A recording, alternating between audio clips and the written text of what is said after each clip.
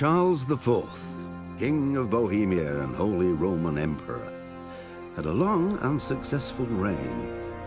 The empire he ruled from Prague expanded, and his subjects lived in peace and prosperity.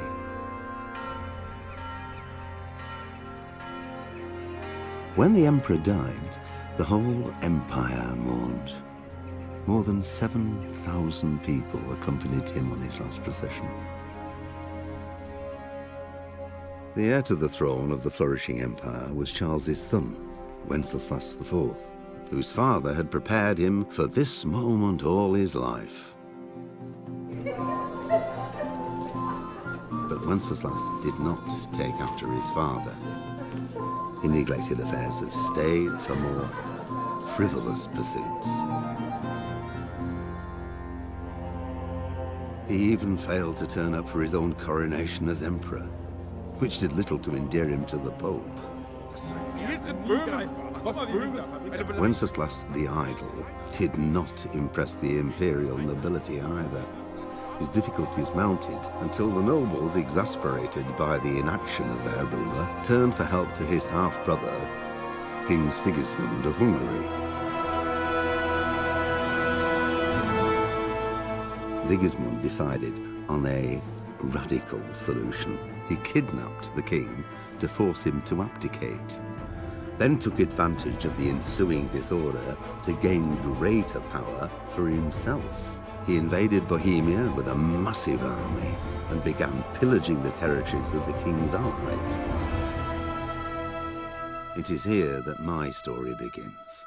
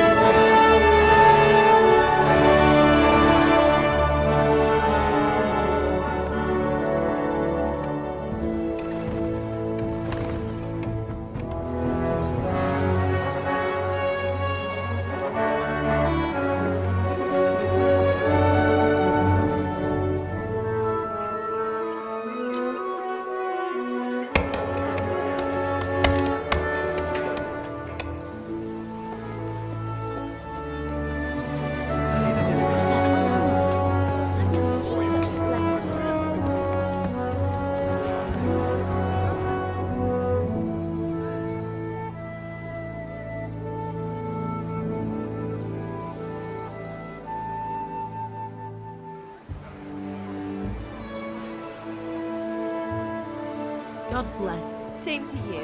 Today's a scorcher.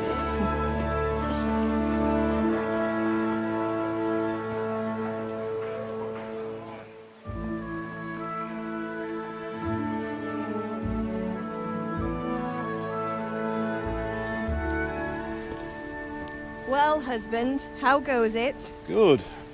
I should get it finished today. Where on earth is Henry? I need him to run some errands. He was still sleeping when I went out. At this hour? Blue-blooded idler. Well, it looks like he was out all evening, drinking like a lord. Go and get the lazy bones up then. Quick clout round the ear should do it. Mm-hmm.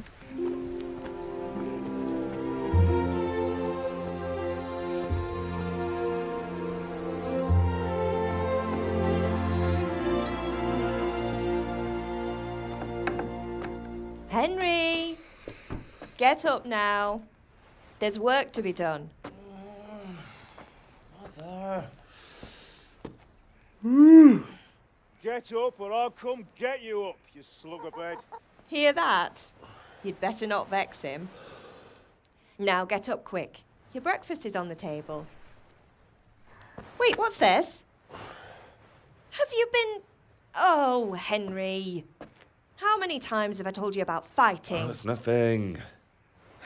It's just a scratch. You've been at that sword play again, haven't you? You'd better pray your father doesn't get to hear of it. You know how he feels about it. Oh, don't worry, it wasn't that. I just scratched myself is all. Well, just don't come crying to me if you really do get hurt. Now get up, you rogue.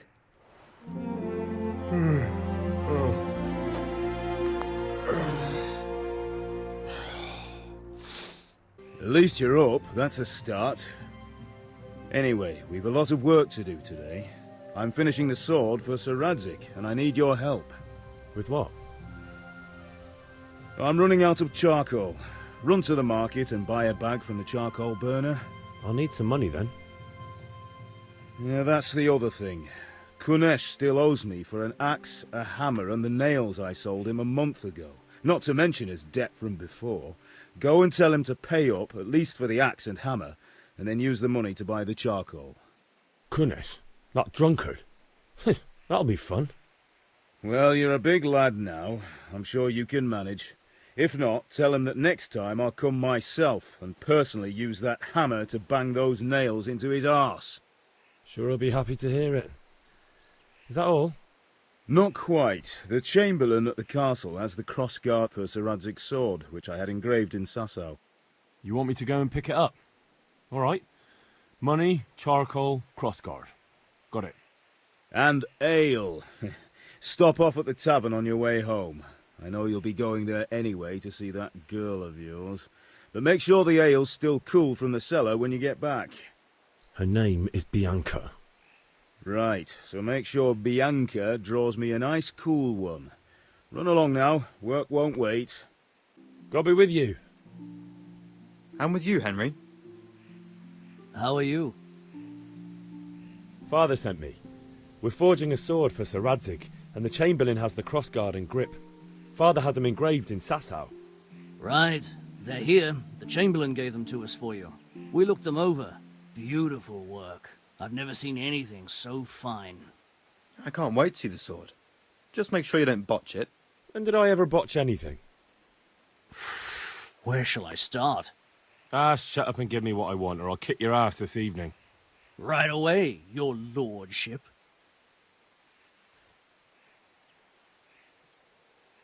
Magnificent. Shame I can't keep the sword for myself. Well, I better go if we're to get the job done by this evening. Godspeed. See you later in the tavern. You certainly will. After today's work, the ale might even be on me. God be with you, Kunesh. What do you want? My father sent me to get the coin you owe him for the axe, hammer and nails.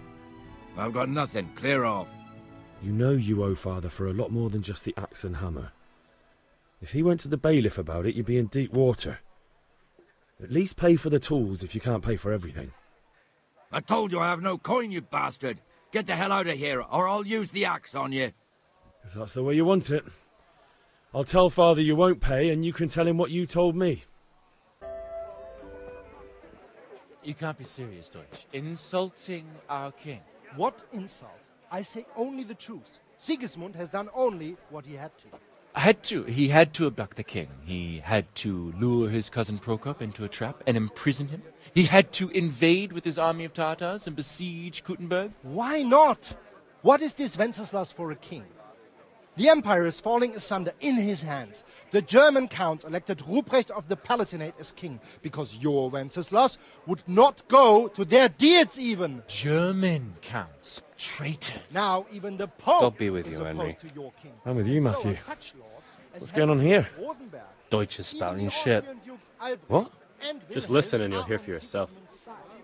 Someone has to bring order and reunite the empire. What do I care about the Austrians? And nowadays, not even the devil himself can keep up with all the popes. Which is the rightful pope? The one in Rome or the one in Avignon? Do not blaspheme, Alex. No, it's true, though. Wenceslas is the king of Bohemia. Bohemian nobles are on his side. To hell with Rosenberg and his cabal. Sir Radzig is Wenceslas' commander-in-chief. He stayed loyal to the king. And if he heard you talking like this, he would have you whipped like a dog. Your Diet will soon have nothing left to rule. Jobst had to sell Luxembourg to help your king. South Bohemia is with Sigizmund and don't forget about Kuttenberg, where Germans like you kissed Sigismund's feet to keep their heads. Yes, but... Goodman Deutsch, this is pointless. Let us talk of more pleasant things. My words exactly. Deutsch has gone too far. Wenceslas is our rightful king. Deutsch is an idiot. Well, what can you do? I might have an idea. Deutsch deserves to be taught a lesson. Doesn't he, Fritz? You're too right, Matthew. Should give him a proper hiding. Are you mad? Do you want to end up in the pillory? Don't listen to Fritz. I've got a better idea. Deutsch was talking such shit, it made me think of that huge parliament. You know, the one right next to his freshly whitewashed house. You think we should redecorate for him? Count me in. Well, I'd rather torch it, to be honest. But throwing some turds will do. What do you say, Henry? But I was going to get ale for father and a few other things. We're finishing Sir Radzig's sword. Come on. Throwing a few handfuls of manure is not going to take all day. And it's our duty to defend the honor of our king. So, Hal, are you with us? All right, I'll do it. But then you have to give me a hand with something. What do you need? Kunesh owes money to father and doesn't want to pay. I tried talking to him, but he wouldn't listen. I need more than words to get coin out of him, and I can't handle it on my own. No problem. We'll back you up. Just as soon as we're done plastering Deutsch's house. I'll be happy to sort out that drunken oaf. All right. Let's go while Deutsch is still sitting safely in the tavern.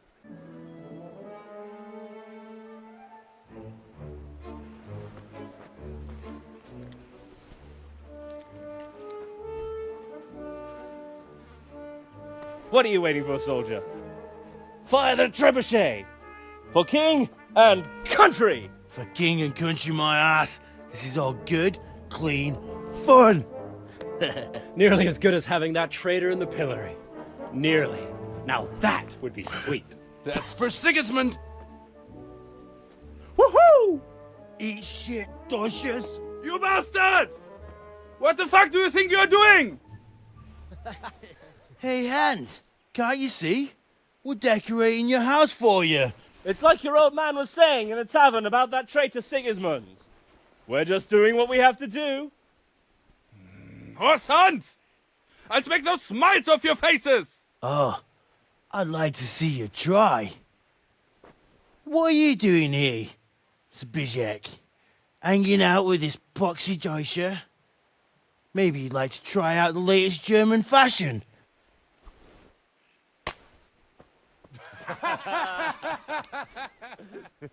Fucker! I'll make you pay for that. Well, we sorted that Deutsch out. That was pretty close, eh? I need a hand with Kunesh. Sure, mate. You helped us, so we'll help you. Let's get to it then. Enough! Enough! I give up. Take what you want. It's not much, but it's all I have. You understand? God save, my lovely. You're looking well today. You too, handsome. What brings you here? Just ale. What else could I expect from a village lout? What will it be then? Ragamuffin? I need ale for father. A pitcher as usual? Aye. Bring me a cool one from the cellar. But of course. Here you are. Thanks. It's on me today. You can pay me back this evening. Out of the question. Here you go. And this evening I'll have something more for you. I can't wait. About time. Have you got everything I wanted? I have charcoal, the hilt, and the ale. We can start. Good job. Let's have it then, son. Well done. Right. Let's see what kind of job the master in Sasau did for us.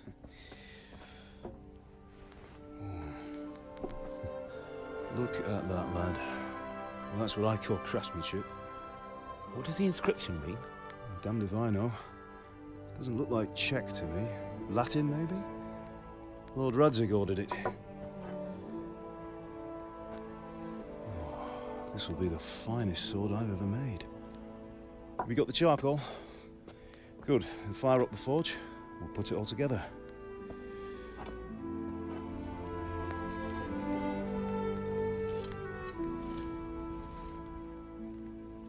By the way, someone paid me a call. I reckon you might know what it was about. I'm not sure. Really?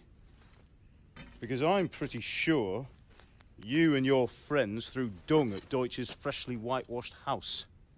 He was here with the catchpole earlier, and it was not a friendly visit. What got into you, Hal? That Deutsch was talking treason in the tavern about Sigismund and the king. He got what he deserved. Got what he deserved, did he? You can go and clean up the mess you made and apologize to him. I have a trade to run. The German pays well, and having my son in the pillory helps nothing and nobody, least of all the king. You understand? Yes. Look me in the eye, Henry. Do you understand? I understand. Good. Then we'll never have this conversation again. So you think it's right to let traitors speak ill of our king? The boy gets caught, making a fool of himself, and he still hasn't learned his lesson. So Deutsch spouts rubbish, and what? You turn into a common thug. You might win a fight with violence, but you'll never win an argument.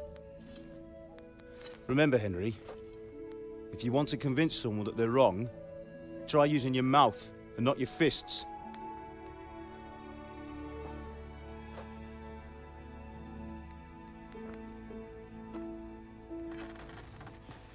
The furnace is ready. Right, we'll do the grip.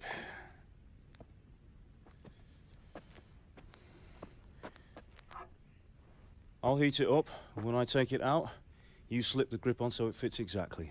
You know what you're doing.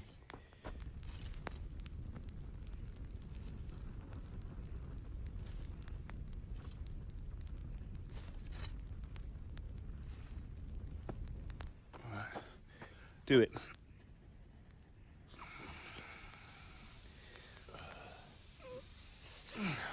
Good. Once more.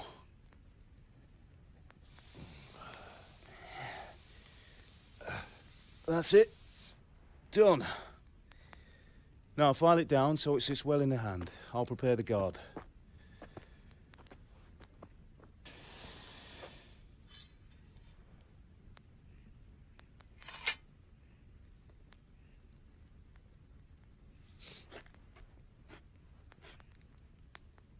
Father, why did you leave Prague? Who ever heard of a master swordsmith making horseshoes in a village? I had my reasons, Hal. And here I have your mother and you. Why would I want any other life? Do you remember Emperor Charles? I do. Life was good under his reign. Better than now. He built half of Prague and a score of castles, had a bridge made over the Moldau, and founded a university, and all without a war. He knew how to rule. Better than Wenceslas. Better by far. But Wenceslas doesn't have it easy. It's hard to step into the shoes of someone whose like is born only once 1,000 years. What about Sigismund? Do you think Charles would have brought an army down on his own people like Sigismund? No. Wenceslas may not be the equal of his father, but Sigismund, he brings shame to the royal name. How's it going? Give it here, and we'll put it all together.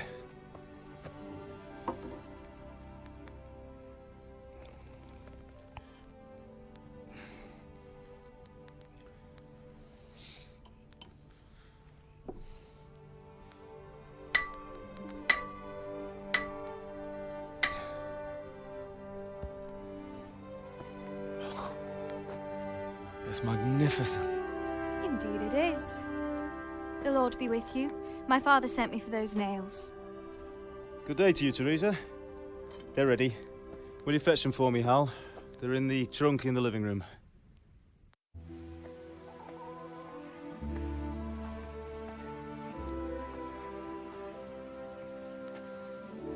Fine lass, eh? Now, stop staring at her and come and see this. It's time for the trial by fire.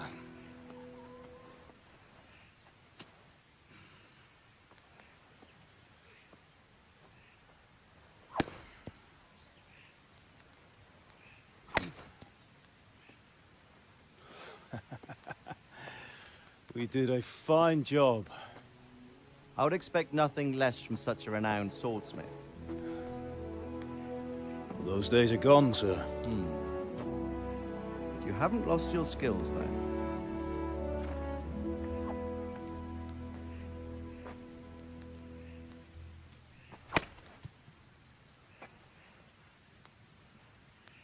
Would you like to try it? Sir, what good is a sword to a commoner? Let him try it.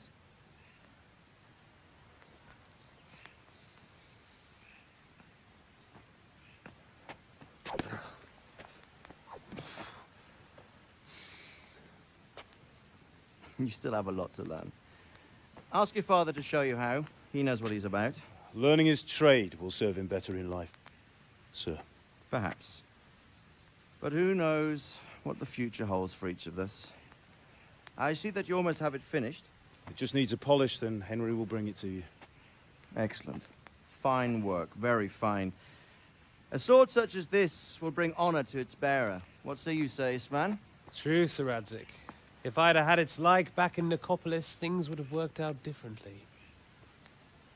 How odd to find such an accomplished swordsmith working in a place like this. A man of his talent would have no problem making a fortune in Prague or Vienna. You're right. It's a very long and peculiar story. I'd be glad to listen to it over a cup of wine, but duty calls, and I must leave. Here you are. Learn from your father.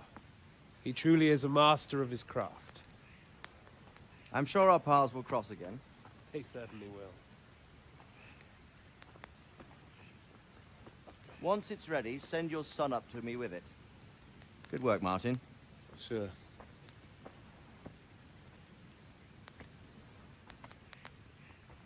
It's been an honor, Sir Isvan. Have a safe journey to Sasau. The honor is mine, Sir Radzig. Thank you for the hospitality.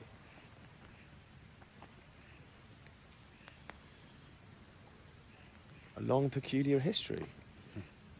That was a long time ago. I might tell you about it sometime, but not today. Will you teach me how to use it, like Sir Radzig said? Why? Well, it could come in useful. Maybe I'll travel a bit before settling down. I'd like to know more than the tavern on the green and the forge. You know the trouble with an adventurous life, son? It can end before it gets started. I might teach you how to handle a sword, and then someone will shoot you with a crossbow as soon as you set foot outside the house. You talk as if you've seen it happen. A man my age has seen a lot. Being a blacksmith might bring no glory, but it has its benefits, like keeping your head on your shoulders. I want to end my days in Skalitz, here, beneath the linden tree and by your mother's side. Well, so do I, one day. But first, I'd like to see the world, meet new people. Meet them or beat them? Meet. You have to keep going on about it. Then you've no need to learn swordplay.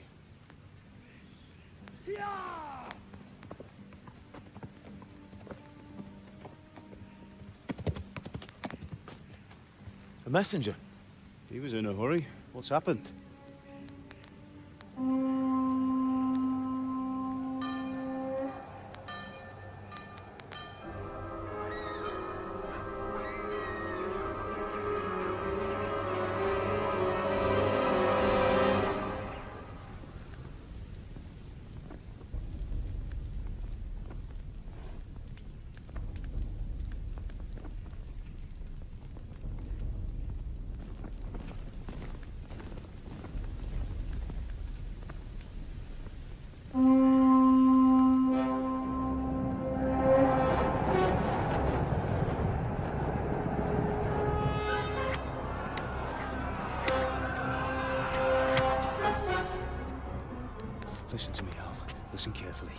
Take the sword, go into the house, and grab anything else important from the trunk.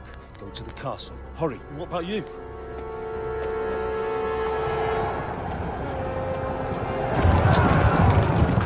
Your mother is in the village. I'll fetch her and we'll follow right behind. I'll go with you. No! You do what I say right now. Give the sword to Sir Radzik. If anything happens, he'll take care of you. He owes me.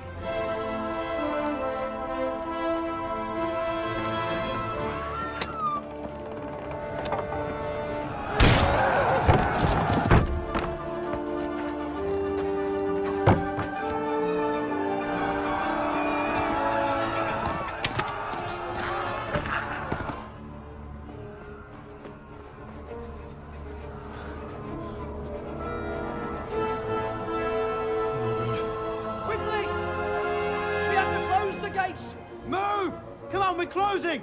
Move it, people! Come on! We're running Come out of on! time! Oh, Henry! Thank God! Get inside, quick! We have to shut the gates! Keep running, people! Come on! Mind this for me. Are you mad? You can't go back! Get through the gates!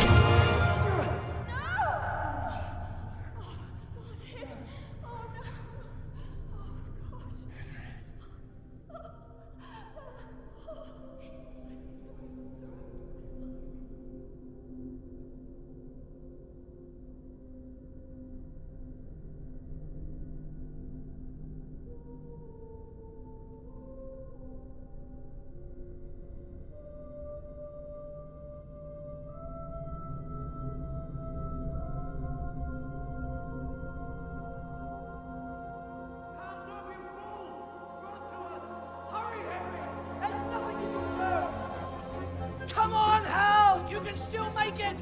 Run!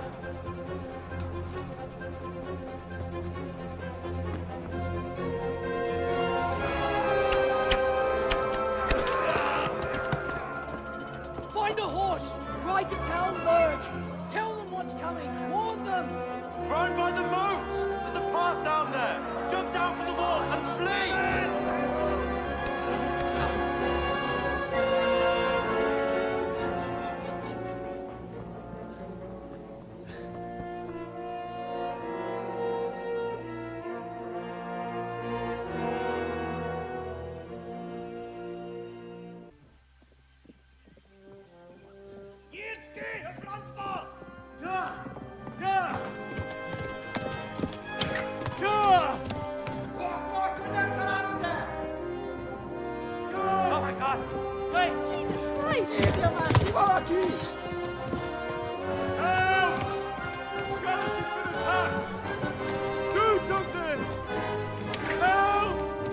Quickly, everyone!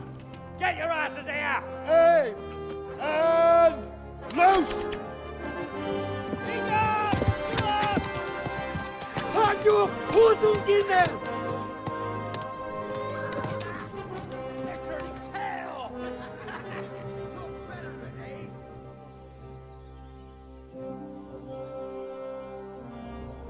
Quickly! We're closing the gate!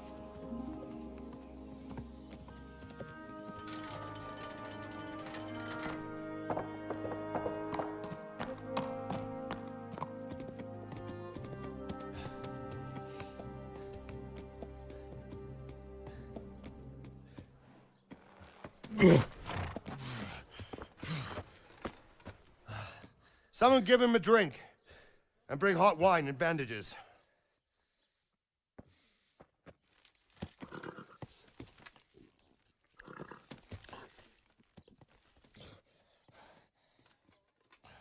Tell me, boy, who are you and where are you from? What in hell's name happened?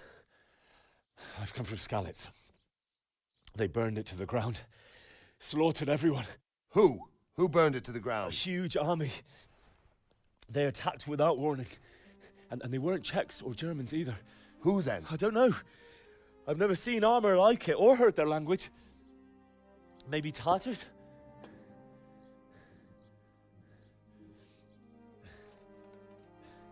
Tartars, you say? Yeah. Well, we'll deal with that later. First, let's have a look at that leg of yours.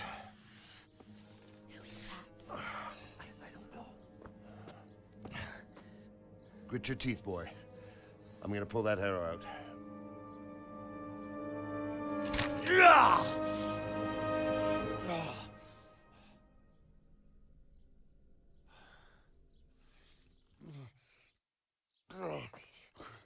Easy. All done. You were lucky, lad. The arrow missed the bone. It only needed bandaging, and I've done that often enough before. War is a good teacher. Can you stand? There you go. Good as new. Thank you.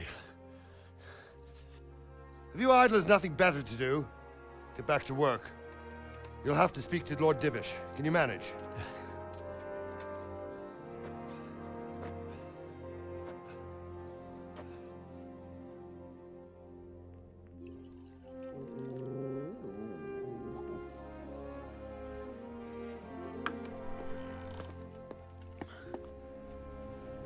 Sir, this is a survivor from... I heard, Robard.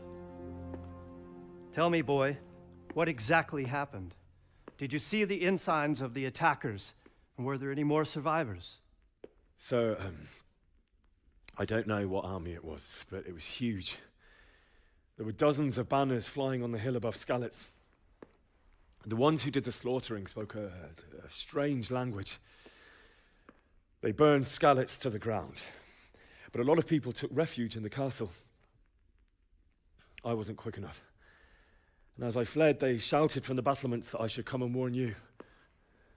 The soldiers the boy didn't recognize. They could be those Cumans of Sigismund's. It said they came to Hungary from the east, and now they're the core of his army. Sacking Gutenberg must have given him a taste for stolen silver. Skalitz is a small castle, sir.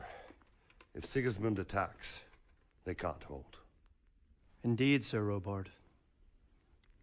And our small garrison would be no help, even if we could risk sending them. You think we're next in line? Maybe. What's your name, boy? I'm Henry, son of the Skalitz blacksmith. I know him. Did he make it inside the castle? I'm sorry. It's in God's hands now. No one else can help us. Anyway, thank you for risking your neck to warn us. Robard, take care of Henry. Make sure he gets something to eat and some rest. Yes, sir. And get all the people inside the gates. We have to prepare for the worst.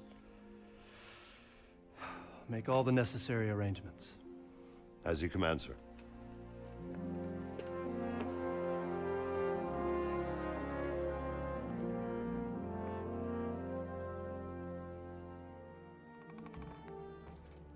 Ah, milady.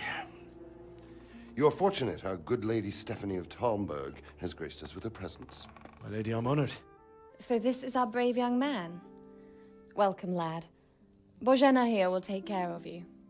No doubt you're tired and hungry. Indeed. How could he not be, poor soul? After everything he's been through, he must be as hungry as a bear, aren't you, young master? Here you are, then. Eat your fill. And a little wine to wash it down. Thank you, my lady.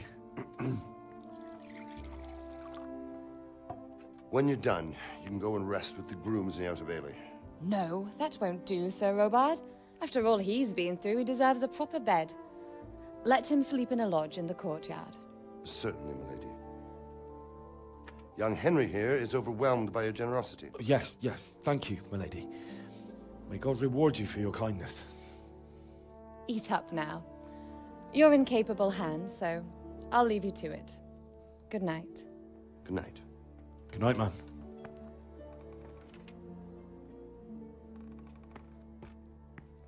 When you've done, you can sleep in the bedchamber of the courtyard lodge. And don't forget to take off those filthy boots before getting into bed.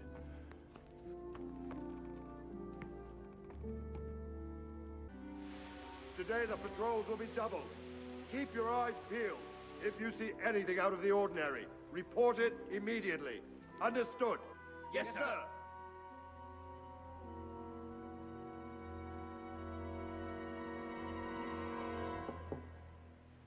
Yes? It is I, Henry. Forgive the intrusion.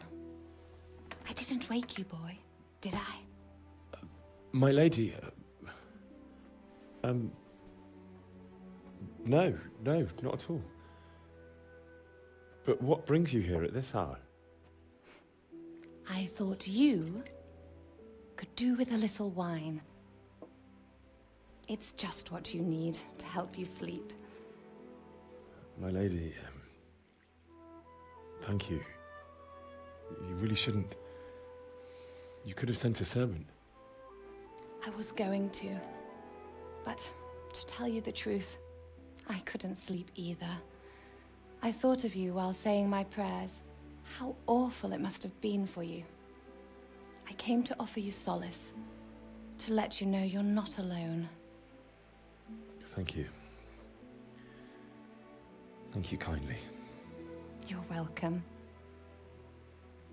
Now, Henry, I know this is all very new and strange for you. But I want you to feel at home here. You're not to worry about anything except getting better. God knows you've been through a terrible ordeal. I know what it is to be left alone in the world, although your loss is much greater. But with God's help, the pain will ease in time. And it can help to talk about it, if you feel like it. That's terrible. How could something like that happen? God alone knows why he lets such things happen. Oh, you poor boy. I understand your grief, but God is not to blame for the ills of this world.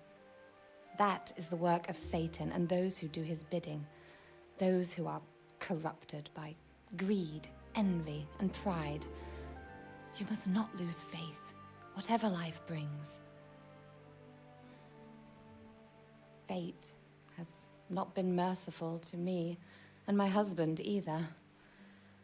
Although in comparison to the horrors you went through. I was young when I married my husband. It was my father's wish. Divish was a lot older than I, but a woman must bear her lot. Shortly after our marriage, before I even got a look at Talmberg, the castle was stormed and my husband was imprisoned. Really? My husband had some quarrel with Sir Havel Medek of Valdek, who decided to resolve it by force. He stormed the castle, burned down the village of Pribyslavitz, and killed many of our men, even the old chamberlain. He imprisoned my husband in the castle and put his own garrison there. That's awful. I was barely 18 years old, and all of a sudden, I was left alone with Sir Robert. We didn't know what to do.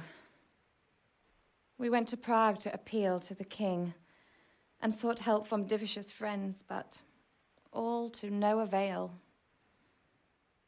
We tried for years, but it seemed I was destined to be left alone and my husband to rot in jail in his own castle. Years, you say? 7 years. That's how long it took before Havel was condemned as an enemy of the crown. And even then, he refused to surrender the castle and release my husband. In the end, I raised the money to pay a ransom, and only then by the grace of Lord Jesus, did I finally lay eyes on my husband once more. 7 years. And was Havel punished for it? Never. And after 7 years, my husband returned to me an infirm old man. Sir Divish seems like a good, strong man. Certainly, only he has many concerns. He had to rebuild Talmberg. After he was released, the king appointed him Burgrave of Prague Castle, and he was very busy. He had no time for me at all. But at least we were in the city, and there was something going on. And now, we're here. My lady, you're still young and beautiful. Your best years are still ahead of you. Would that that were true, lad. Would it were true. But what am I doing bothering you with this? You have troubles enough of your own. I'll go and let you sleep.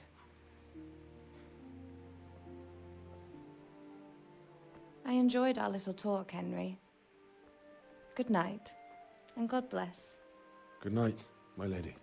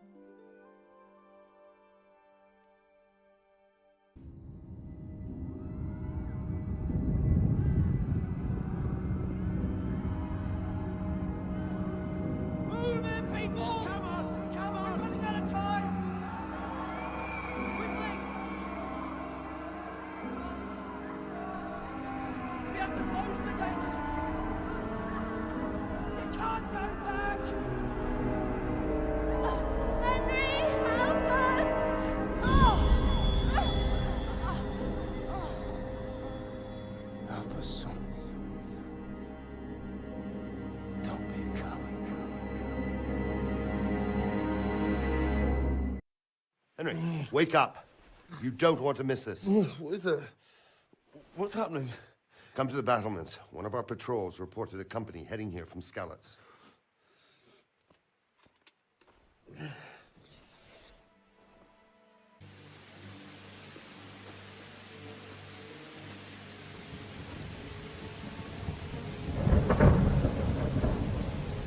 Halt! Who goes there? Lucifer and all his minions. Who else, Robber? Sir Ansig, what a relief. Is his lordship there with you? Yes, sir, he is right here. What are you doing up so late, Divish? At your age, you need a good night's sleep. Well, Radzik, you didn't exactly pick the best time for an outing either. In a big hurry? It was a bit of a scramble, all right. Believe it or not, this tempest is a godsend for me and my men. As my old granddad used to say, better a sore throat than a slit throat. I'd say your grandfather was a wise man. Your messenger told us what happened. Messenger? The lad you sent to warn us. He's alive? He made it to you? He's here with me. He only got away by the skin of his teeth, though. Thank God. A brave young man. But tell me, friend, how on earth did you manage to get away? Thank God for this tempest. When it began, Sigismund's Tatars crawled into their holes and left us storming the castle for more clement weather. We were able to sneak out right under their noses. The Lord be praised. We wouldn't have stood a chance against them. Would you like to spend the night in Talmberg? No, no. When Sigismund finds the castle empty tomorrow, he might come looking for us. We'd only be exposing you to danger. Without me and my men, he has no call to attack you. What will you do then? We'll march to Ratai. It's only a short way, and there we'll have a better chance of defense and enough room for all of these people. If Sigismund should come, better bend your knee, Divish. There's no point dying in a battle that's futile. You're right there. Is that boy still with you? I'm here, sir. You have courage, lad. That I can't deny. I am sorry about what happened. Would you care to join us? I'd like to, sir, but first I have to return to Skalitz. Are you mad? What do you want there? I can't leave my mother and father. I won't leave their corpses rotting in the street. I'll join you once I've taken care of them. Don't even think of going back there, you donkey. Are you tired of living? But sir... Quiet! I'm sorry about your father, but getting killed as well won't help him. Divish, make sure that lad doesn't budge from Talmberg until things quieten down. Not to worry, friend. Anyway, he's injured and needs to recover. I'll lock him up here as if he were Hovel of Baldic. I see you've grown a thick skin since your tribulation, sir. But thank you. We'll meet again when circumstances are more favorable. Farewell. Farewell, friend, and good fortune. Give my regards to Sir Hanush. I will. And good luck to you and your people, too. These are dark times. Move out! Anywhere, people! Move out! It's only a short way to our day now.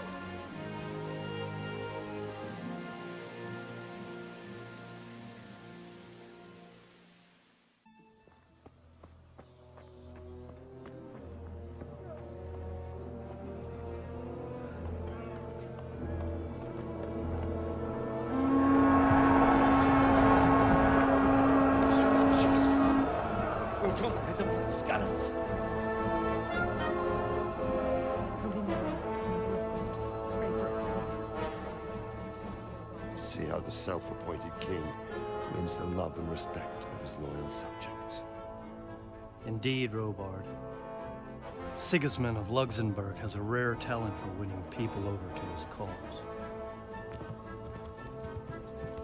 You may be in for a surprise, though. I don't think he will set his heathen dogs on us today. Greetings, Lord of Talmberg. That's the bastard who led the attack at Skalitz and killed my parents.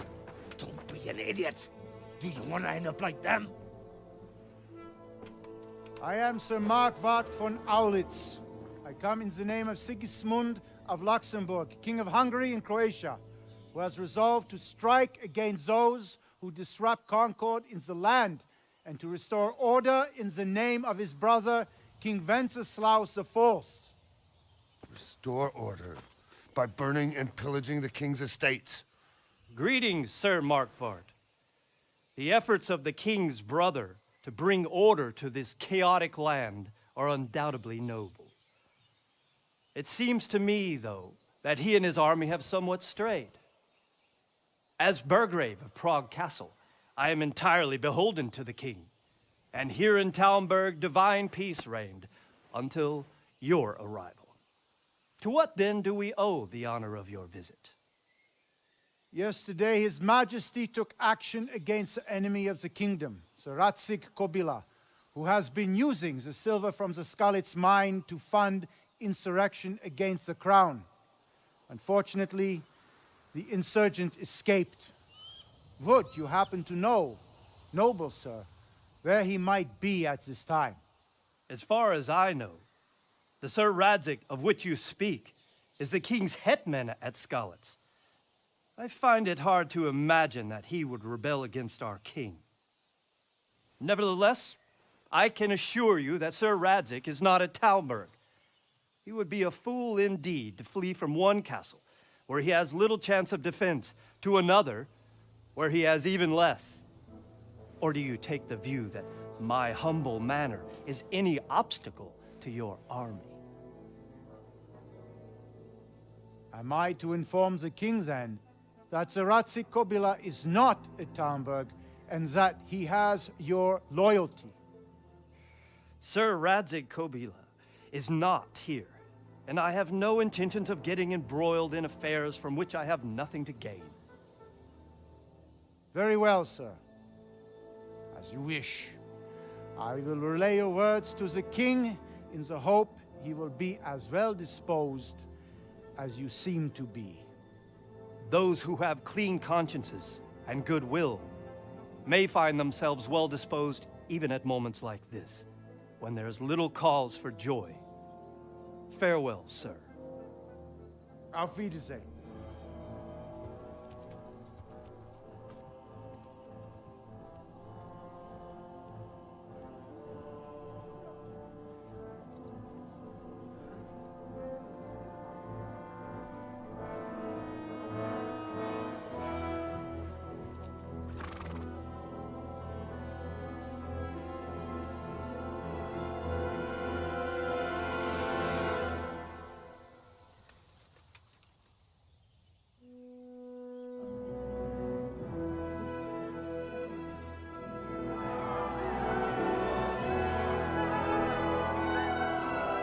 My lord, you have my utmost admiration. Get on with you, Robard.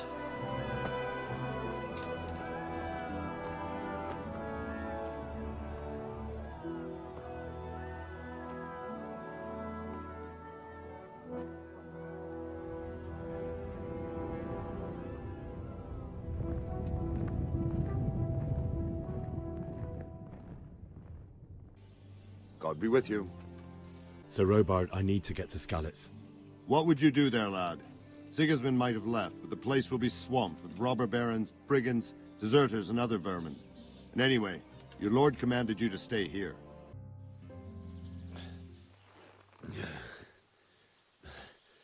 You'll have to wait for me here, friend. Better to keep going on my own.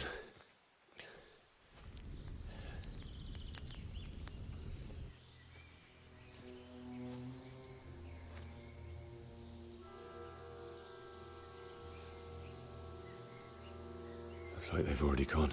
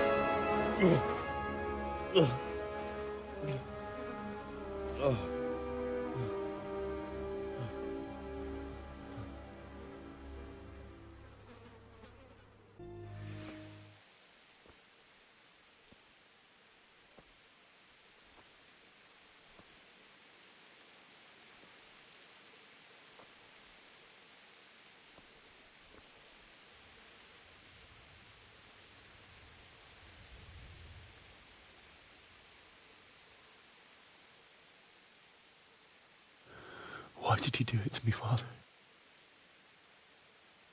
Why? Why did you leave me?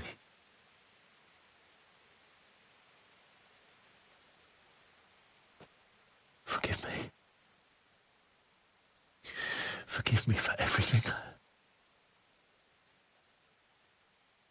Next time I won't run. I'll never run away again.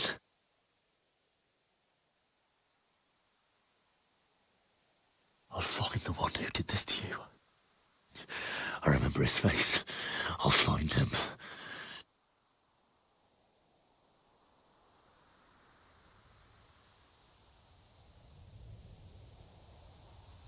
But first, I have to find a shovel and take care of you.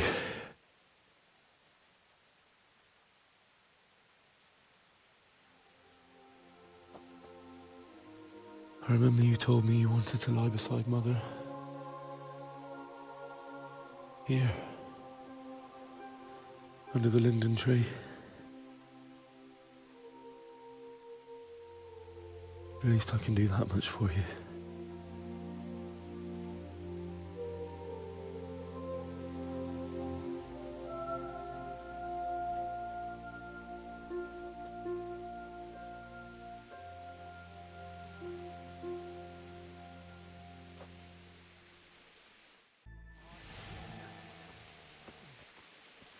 Get away, you mutt!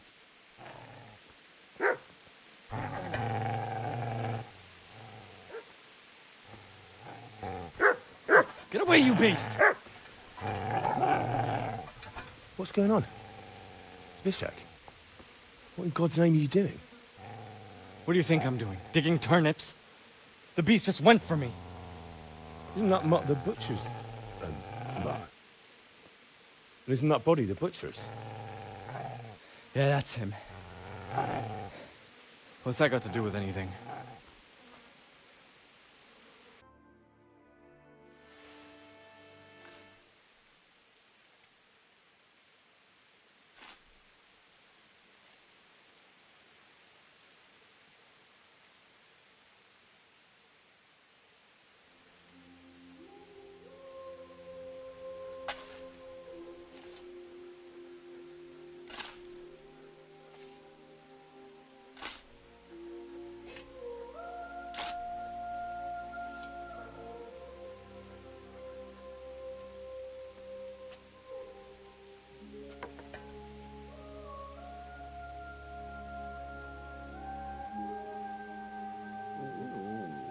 So,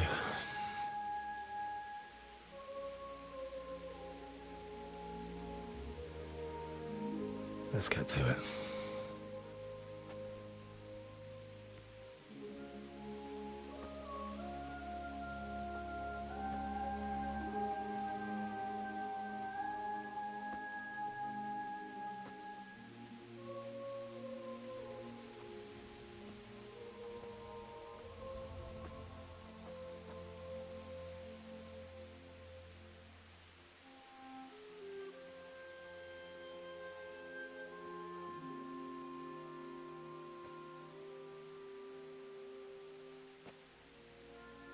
Damn it all.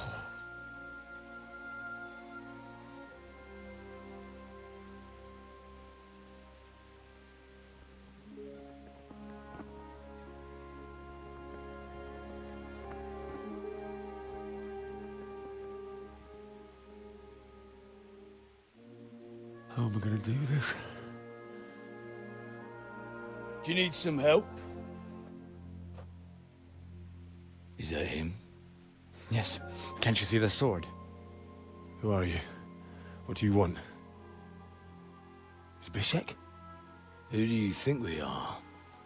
Franciscan brothers? We're here to rob you of everything you've got. Especially that fine blade that's of no use to a peasant like you anyway. Banish the thought. It is my father's sword. You mean him? I don't think he's going to be needing it anymore. Listen here, boy. You hand over that sword, I might just let you go. If not, you're in for a family reunion you really don't want. Leave me alone. Kill him, Runt! Aye, cut the bastard down. As you like. Could have just cost you a few teeth. Ah!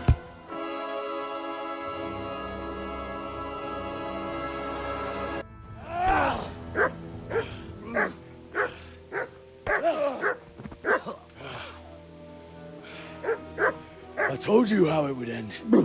You should have listened to me.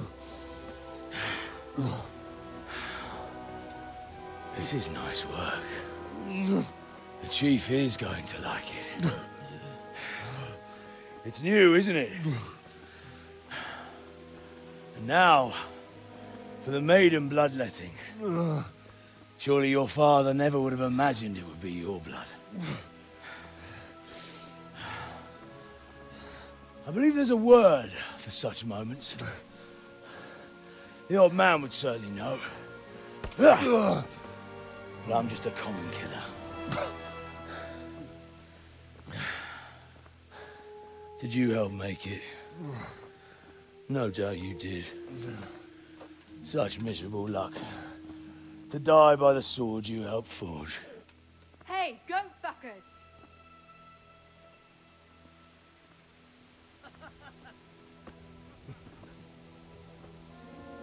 The games are over. John! Disperse this rebel! Fuck.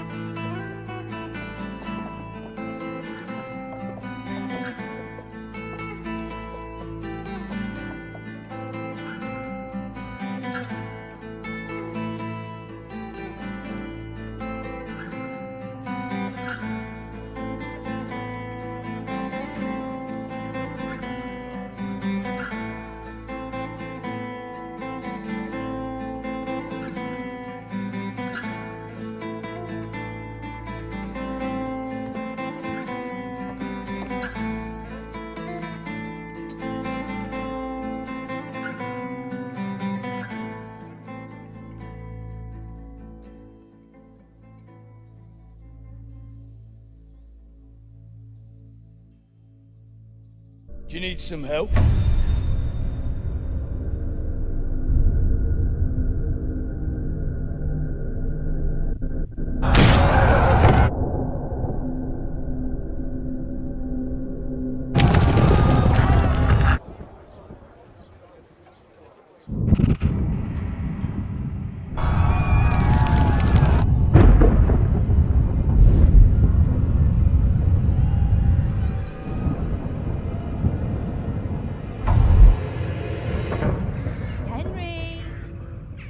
There's work to be done.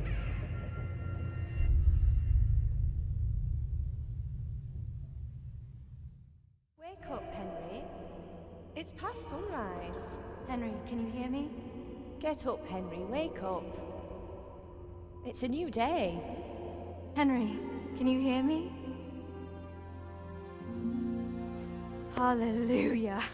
I thought you'd never wake. Were you having a nightmare? Teresa? You still have a fever. Uncle won't be pleased, but you'll have to stay in bed. Why in heaven's name did you go back there? It was madness. They slaughtered everyone who didn't run. My parents, I wanted to bury them. I had to... Don't worry. I took care of it. Thank you. Any good Christian would have done the same. Now sleep. You need your strength back. I've been lying here long enough. Your Graces, I have to tell you in all seriousness that this land of ours is in the shit. Deep fucking shit. Don't you agree? I might not have put it as eloquently as you, Hanush, but I've been driven out of my own castle, so I'm hardly going to disagree. Indeed. But Birkstein is yours for as long as you need it. There's room enough for your men and you here at Rattay, and I'm sure my ward won't have any objection to me lending you his castle. I'd be honored. Perkstein is at your disposal as long as you wish, Your Grace. Just as well you have another castle at the other end of town, eh? At any rate, I'm beholden to you, Sir Hans, and to you, Sir Hanush. I don't like to speak ill of your people, Sir Radzig, but, well, there's no love lost between the townsfolk and the refugees. There's been talk of criminality. No, they'll have to get used to it until the situation's resolved. But when will it be resolved? And what on God's earth is this war even about? I won't lie, sir. I don't understand it. You aren't alone, Father. I believe Sigismund's original intention was to persuade Wenceslas to accept the imperial crown and to leave the rule of Bohemia to him. Who could blame him? I know Wenceslas is a friend of yours, Radzig, but even you have to admit he brought it upon himself. I can't deny the king neglected affairs of state for other pursuits. There is a need for order in the land, but I don't think the lords who sided with Sigismund realized just what Hungarian order looks like. Hungarian order? What concerns me, sir, is how a good Christian could resort to such brutality. To give him his due, I don't think he expected the lords of this country to stand behind the king. But thanks to him, we're tearing ourselves apart, and now he has to get things under control. But why in God's name does he have to use those barbarians? Money is the root of all evil, young sir. Wars are costly, and this one has dragged on for a year. Sigismund ran out of coin for knights, so he recruited those whore sons that settled in Hungary. The less he pays, the more they make up for it with plunder. That's why he attacked us. He was after our silver. What are you doing? You've no business here. Clear off. Wait, it's Henry. Henry, who disappeared after I clearly ordered him to remain at Taunberg. I'm sorry, sir, but I had to bury my parents. Had to? Do you think you were the only man who lost someone there? But the others listened to their lord. And it wasn't just your own life you nearly threw away. So Robard and his men risked theirs to save you. I'm sorry, but I had to. Oh, there you go. When you have to, Radzig.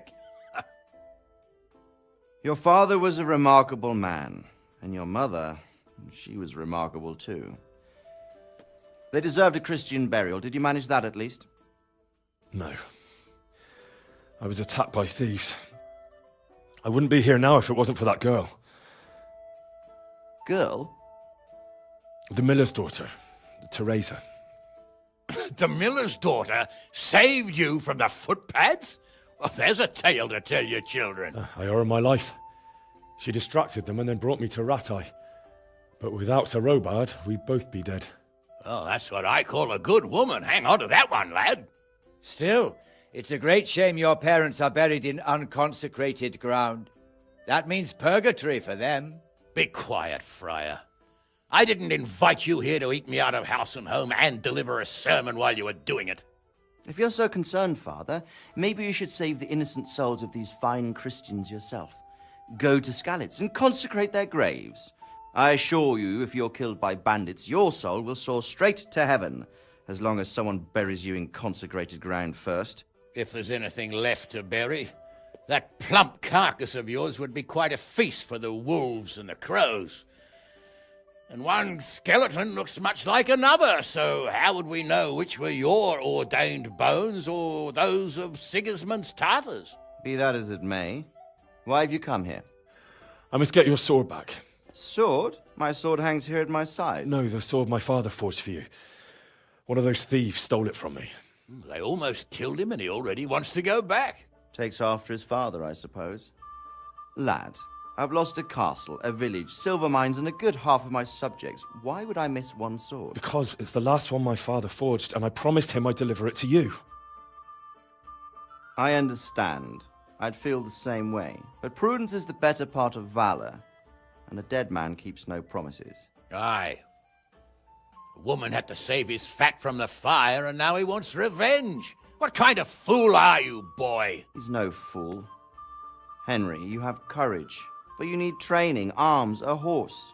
Or do you mean to beat this thief at dice? No, sir. Please, take me into your service and give me the chance to learn these things. The gall of him. Fled from the enemy, disobeyed your orders, duped Sir Divish, lost your sword, put Sir Robard in danger with his actions, and now he wants a promotion. Sir Capon's right. What you say is certainly true, except for fleeing the enemy. You would have run as well, believe me. Henry's earned some punishment, but how do you punish someone who's already lost everything, Courage and blind obedience are good qualities for a soldier, but a wise man also appreciates loyalty, perseverance, and determination. Besides, that was a fine sword that his father made.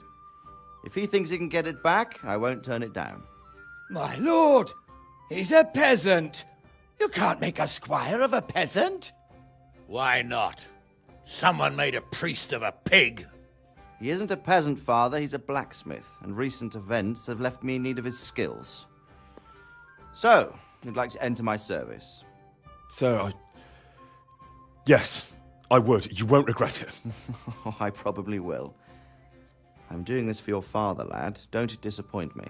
Oh, fortune has finally smiled on you today, lad. Make the most of it.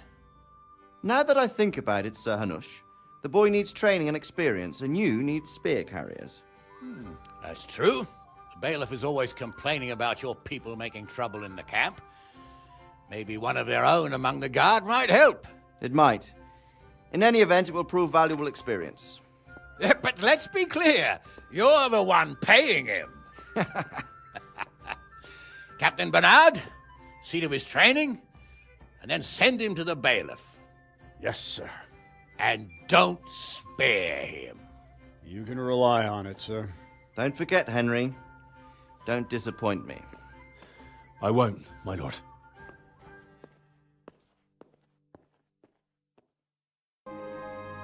And the canon of St. Wenceslas in Olomouc was so drunk, he dragged the pig to the market square, saddled it up, and rode it out of the town gate.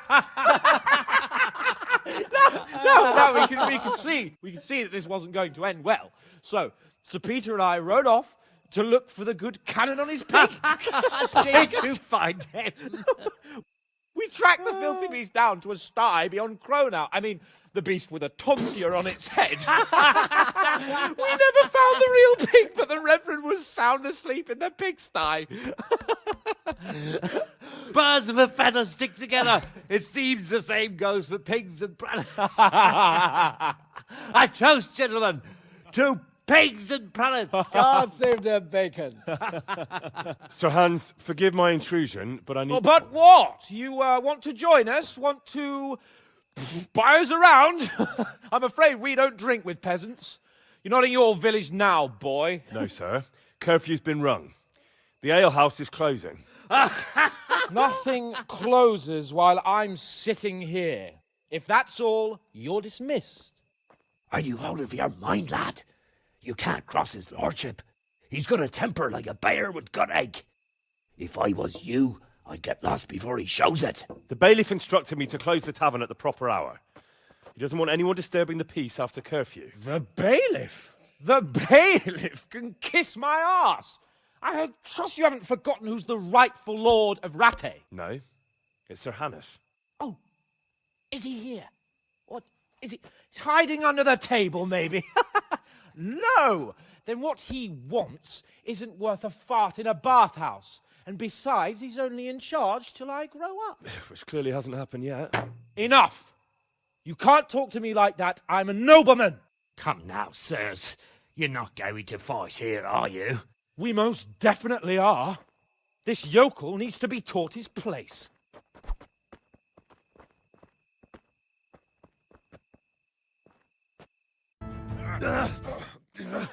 Crucifix! What in the name of Christ is happening here? Well, answer me, damn you! This peasant insulted me. I had to teach him a lesson. By rolling around in the mud like a hog? That's a fine example of noble conduct. Sir Hannes, the bailiff ordered me Silence! You shut your mouth and thank your lucky stars that you are Radzig's ward. Have you gone out of your mind? Raising your hand to a nobleman?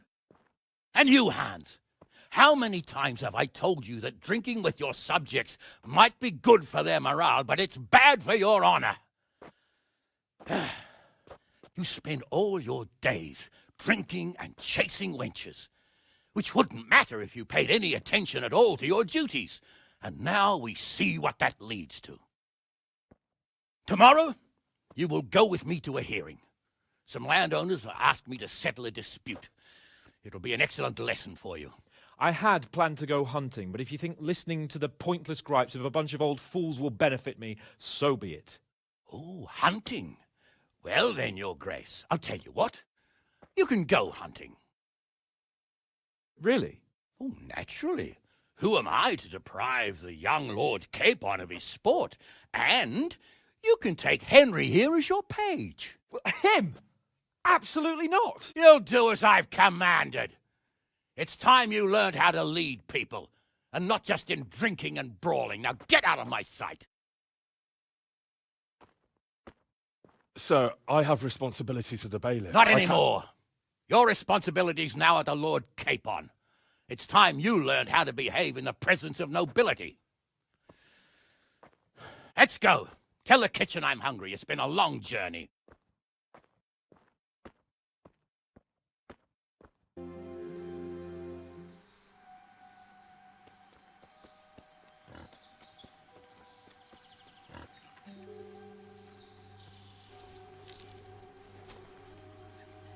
You want to take him down with an arrow? Certainly. Why wouldn't I? You won't kill him like that. Boar is hunted with spears. Is that so? So now all of a sudden you're a master huntsman, are you? Watch and learn.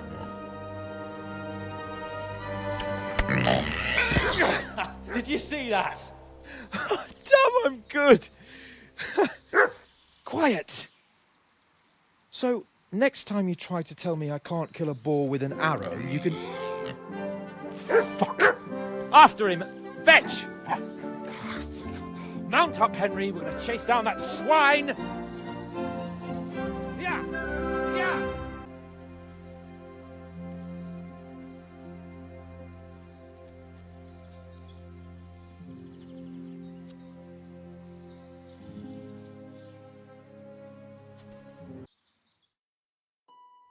It's Lord Capon. Get here, everybody! You, help him!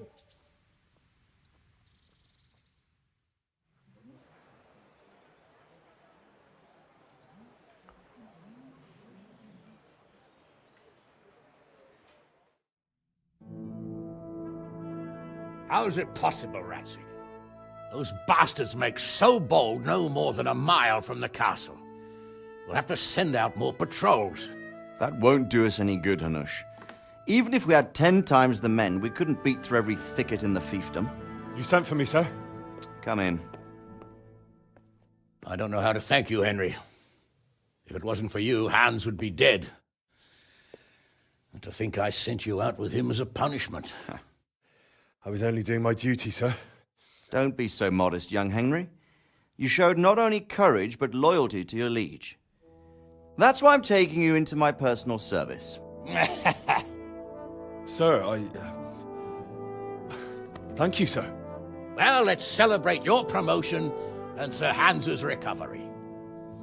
Well, don't just stand there, lad. Pour us a drink.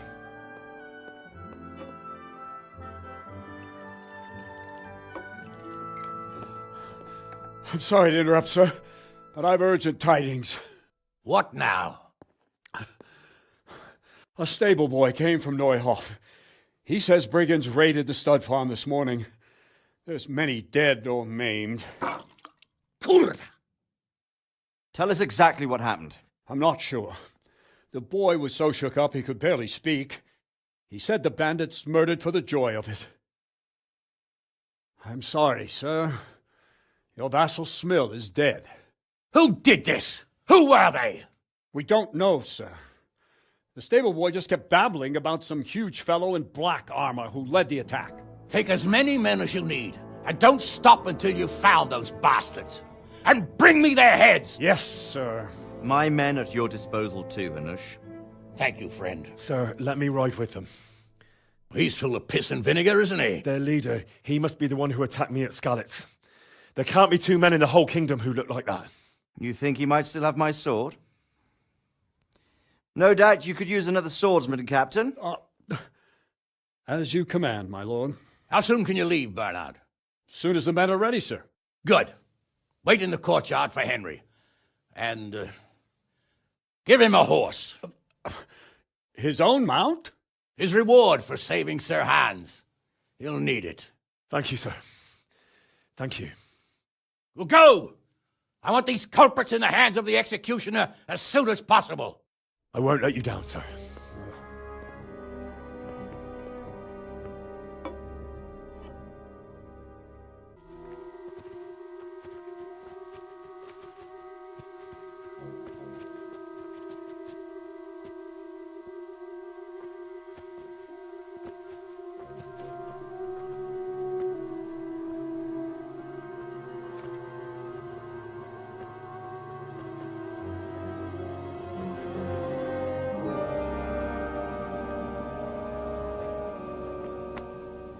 Where's your master? In the paddock.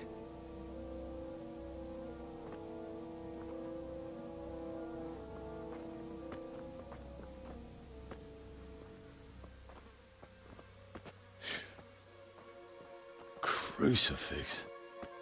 What kind of beasts could do this? By the blood of the martyrs.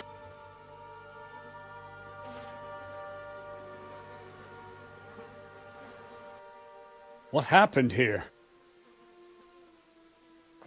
Why?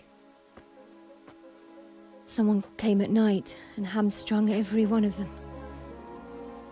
The horses, screaming, must have woke poor Radek, the stable boy. And when he tried to stop them...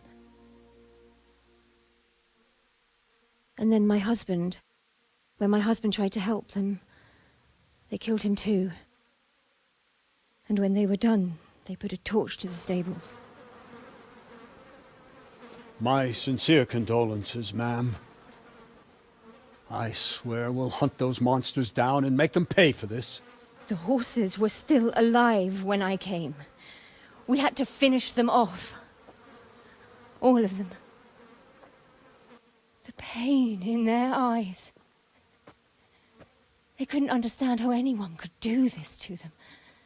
Did they steal anything? Any horses? Nothing. They wanted blood, not coin.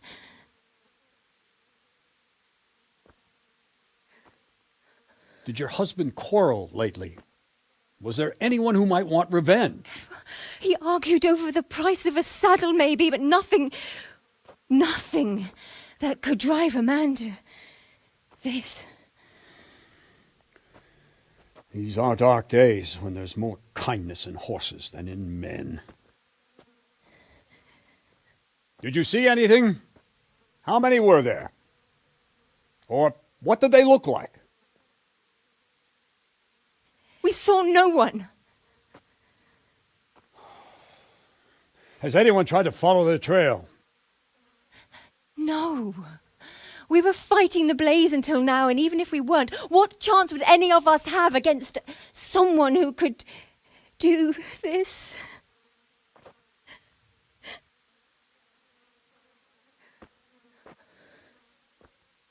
A pox on it. Mount up and quarter the area. We have to find out where they went. Look for tracks and ask the folk if they saw anyone. Fuck! Someone must have at least caught sight of them. Yes, sir. What about me, Captain? What the hell use are you? You stay here. Please, let me do something. I could have a look around the area and see if they left any tracks. Well, if you must. Just don't get in anyone's way. Don't go too far, and come back here when you're done.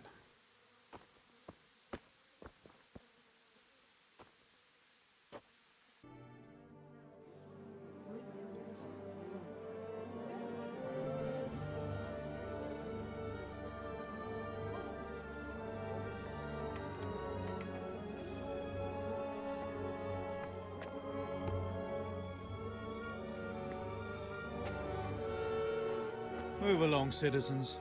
Move along. There's nothing to see here. If that's what you call nothing to see, I'd like to know what something to see looks like. By the keys of St. Peter, this is all I need. We'll have to send word to Sir Hanush. That might not be necessary. Who are you? I'm Henry of Skalitz, in the service of Hanush's captain Bernard. I'm investigating the attack at Neuhof, and I think this could be related. Well, I'm the bailiff of Auschwitz. And I say we don't want any of that kind of trouble around here. What makes you think this has anything to do with Neuhof? One of the folk at the stud farm recognized someone from Auschwitz among the bandits. We have no bandits or murderers around here. Really? They say he had a limp? Shit. Well, allow me to introduce you to Limpy Lubosh. Or all that's left of him.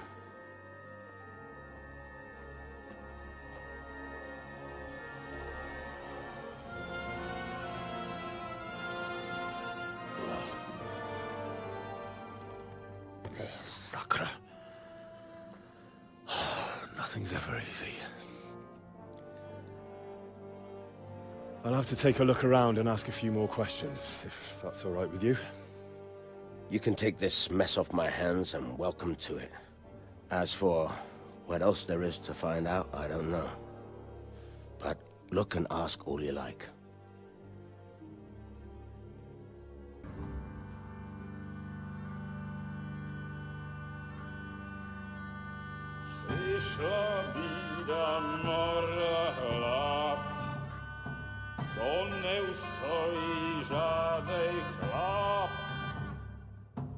Na kraj padł desej smutek, dodnielo I rano utek, jetiż małżeński majsar, do wczera żylne staje brak, už sej bojí svatý muži, nechtěl bych bejbě I kůži, nám je to jedno a tak si dáme jedno, a požadem si umí jako poslední jen, budeme se bávy, panorama stávy, a tak vypal sudy a posaď se mi sem, tak posaď se sem a vypal je ven.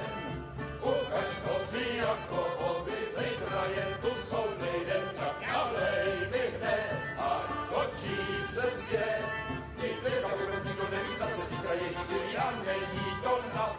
Enough of this! Bailiff!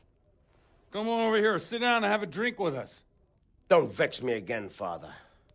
It's 3 hours past dusk, and curfew is long gone. So what?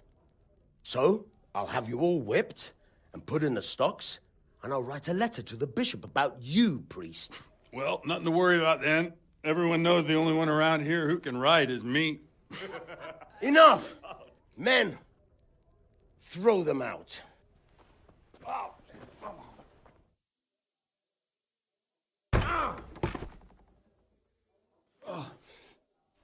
You looking for a fight? Henry, back me up.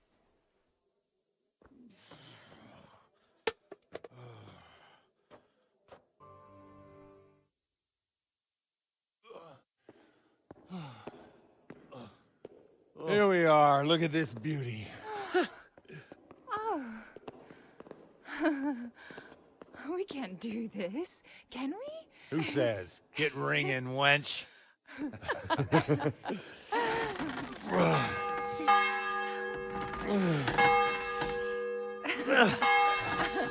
This is wonderful.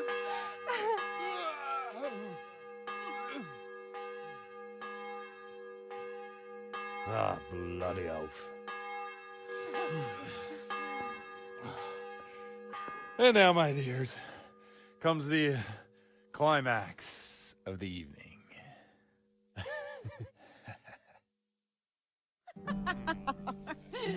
Godwin, you old goat. Come here.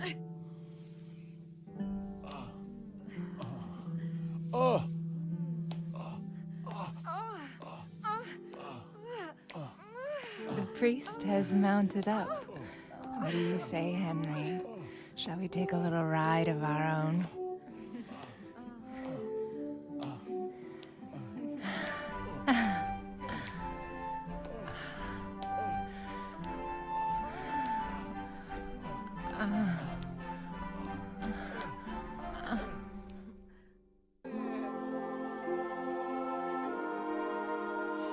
Well, I have to say that was a fine evening.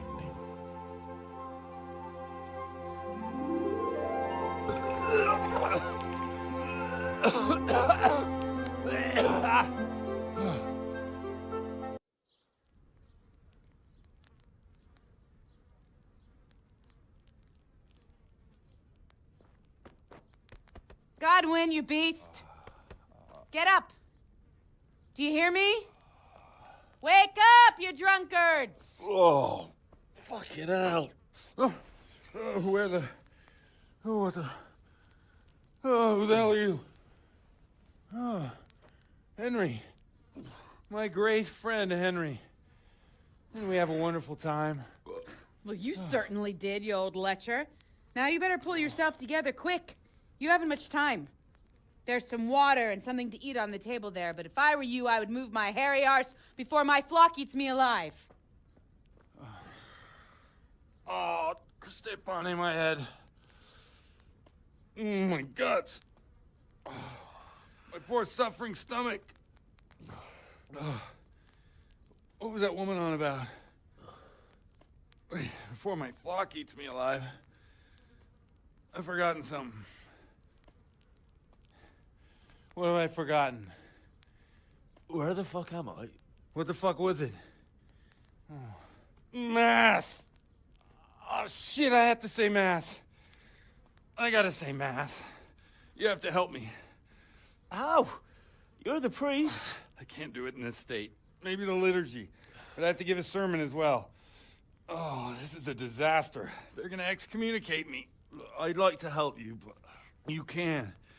You can do the sermon for me. What?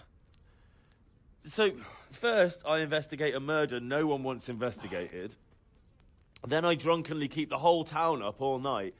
And now you want me to preach at them from the pulpit? Do you want them to burn us at the stake? No. No, I've got it. Suppose that Sir Ratzig's protege. You just came from studying in Prague. And you want to share the words of Master Jan Hus, who you recently heard preaching there. Henry, look, from what I remember, we might have overdone it a bit last night. And if the bailiff or someone else complains about me, the bishops can have my guts for garters. So I'd appreciate it. Stop gaping at me like a stuffed squirrel and start helping. You're mad. You're stark raving mad. I'm not. It's a perfect plan. It's flawless.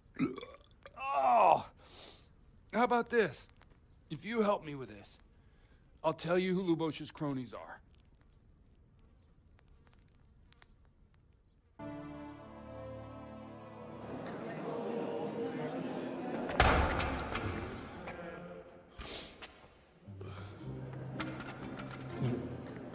I thought he'd never show up.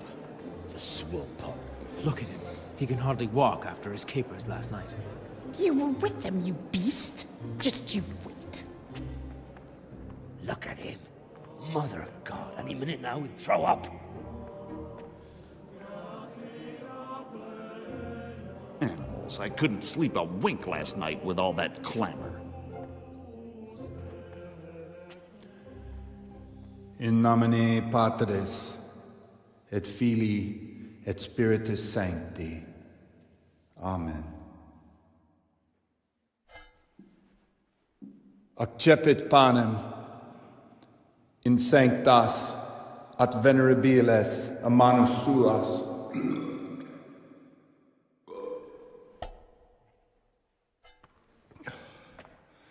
Hac facite in meam commemorationem.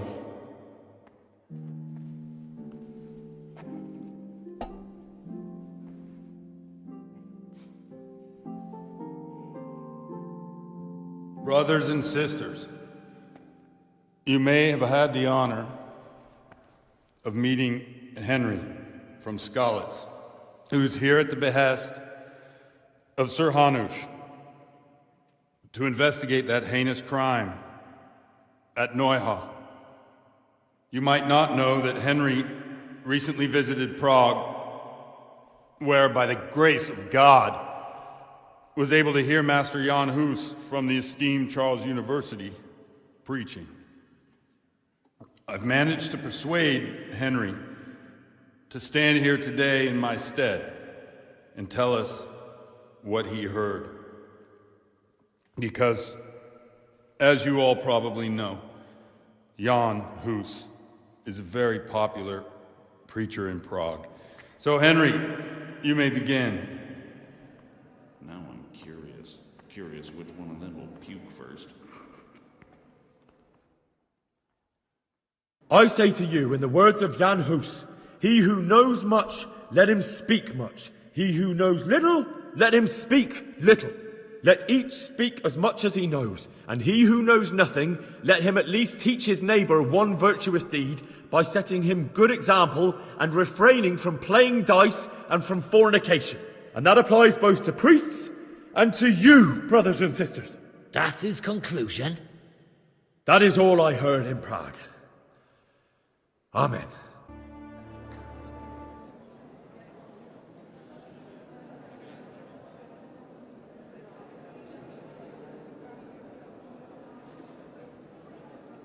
The lad spoke well, considering what a soak he is. He's right, that Hus. The young man shouldn't drink so much, but the Lord's given him a silver tongue. I don't suppose I'll ever get to Prague, and he told it nicely.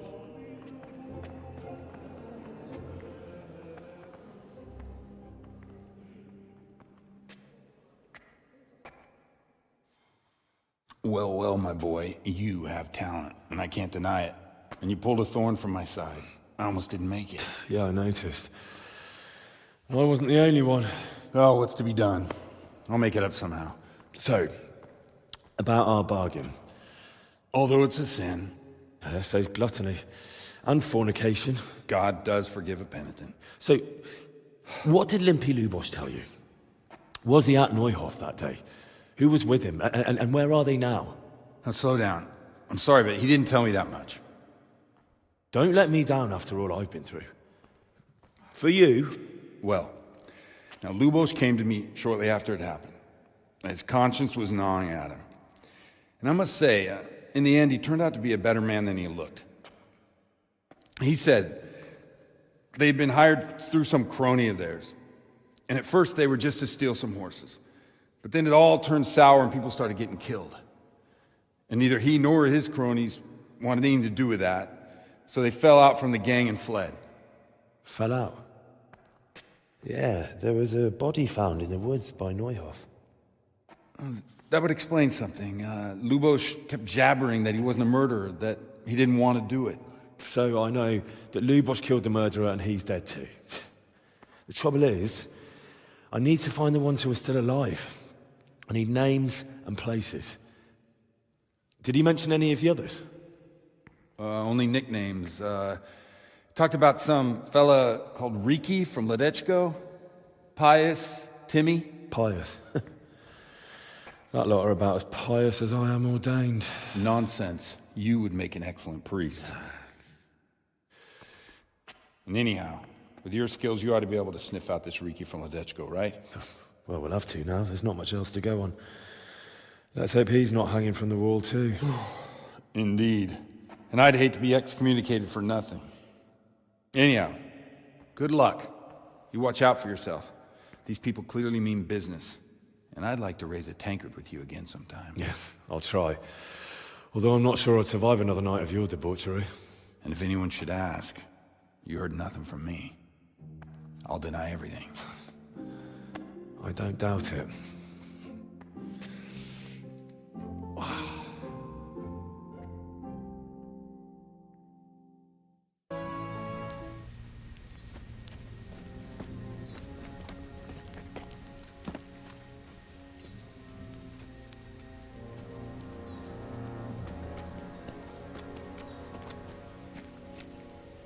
Do you have anything to say? I didn't do nothing wrong.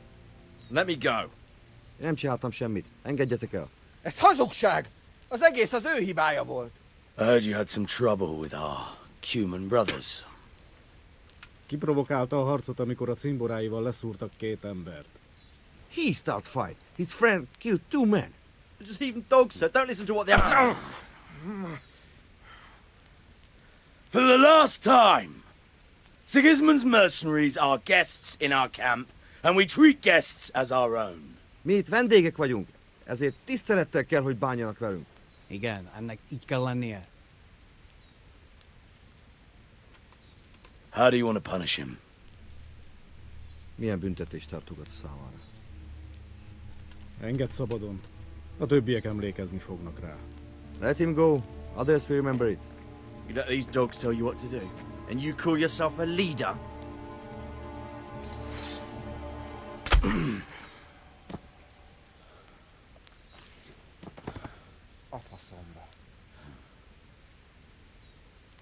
No more unnecessary fighting. We are one camp, one army. So fucking remember that!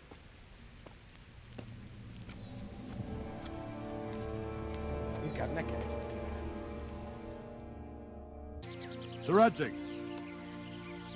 I'm glad to see you, Captain Robbard. I hope Henry's explained everything to you. He did, but I find it hard to believe. Who could possibly put together such a significant military force, and right under our noses? We'll just have to find out, but I don't think we will until after a battle. If we don't deal with them now, who knows what they'll be capable of in a week or two. I agree entirely, my lord. What's the plan? Right, lad. We're almost at the place you described. Now we'll have to advance cautiously. I need you to tell me how it looks around the camp, so I can decide which side to lead the attack from.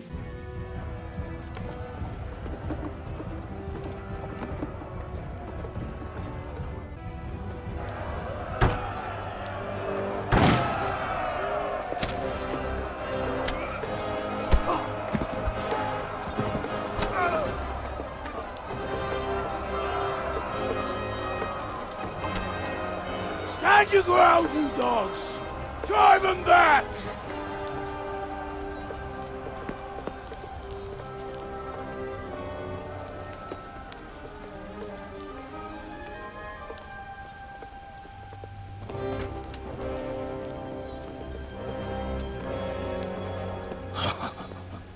I will cleave you in two, you bastard.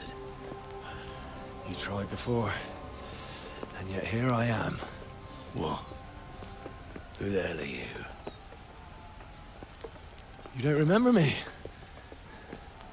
I remember you, though. Now, where's my fucking sword? What the fuck are you on about? What sword?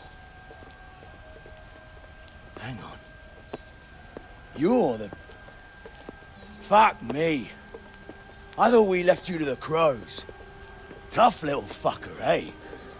What did you do with my sword? Judging by our last encounter, I'd say you made a big mistake coming here. Where's my fucking sword? But then again, maybe you've had some practice. I hope so. Because last time was too easy.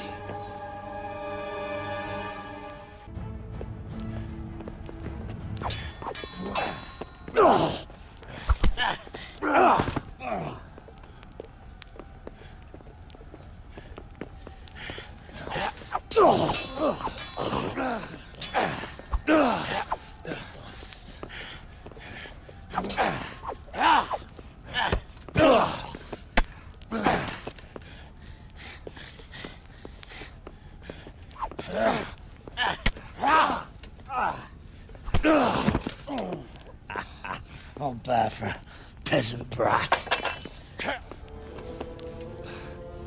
It's not over yet, you scum.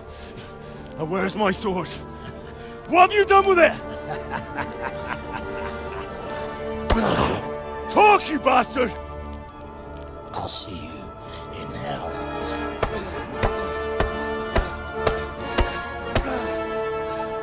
Tell me, do you hear me? Tell me what you've done with it!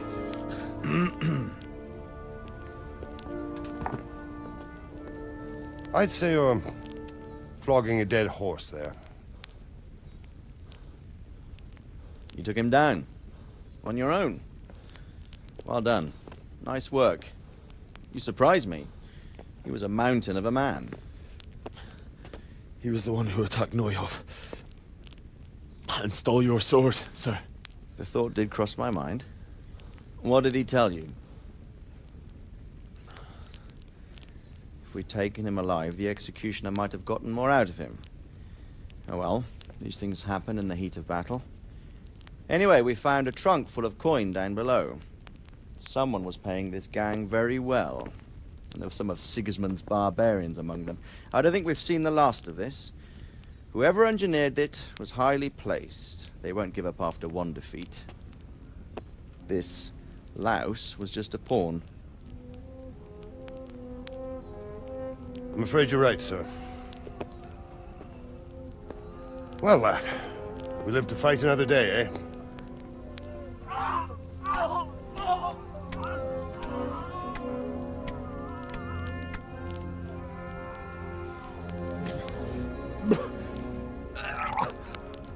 That's the fear leaving you, lad. Let it go.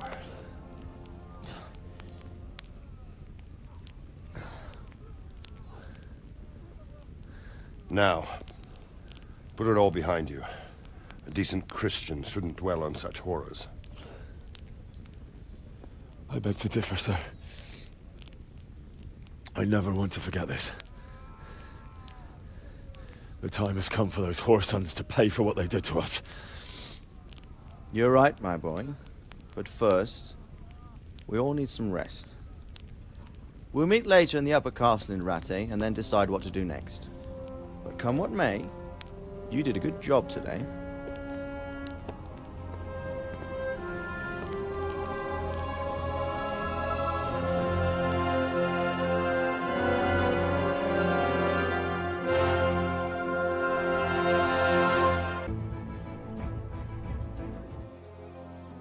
I will make you pay for this. It's time for the next part of our plan. Give the word. Yes, sir.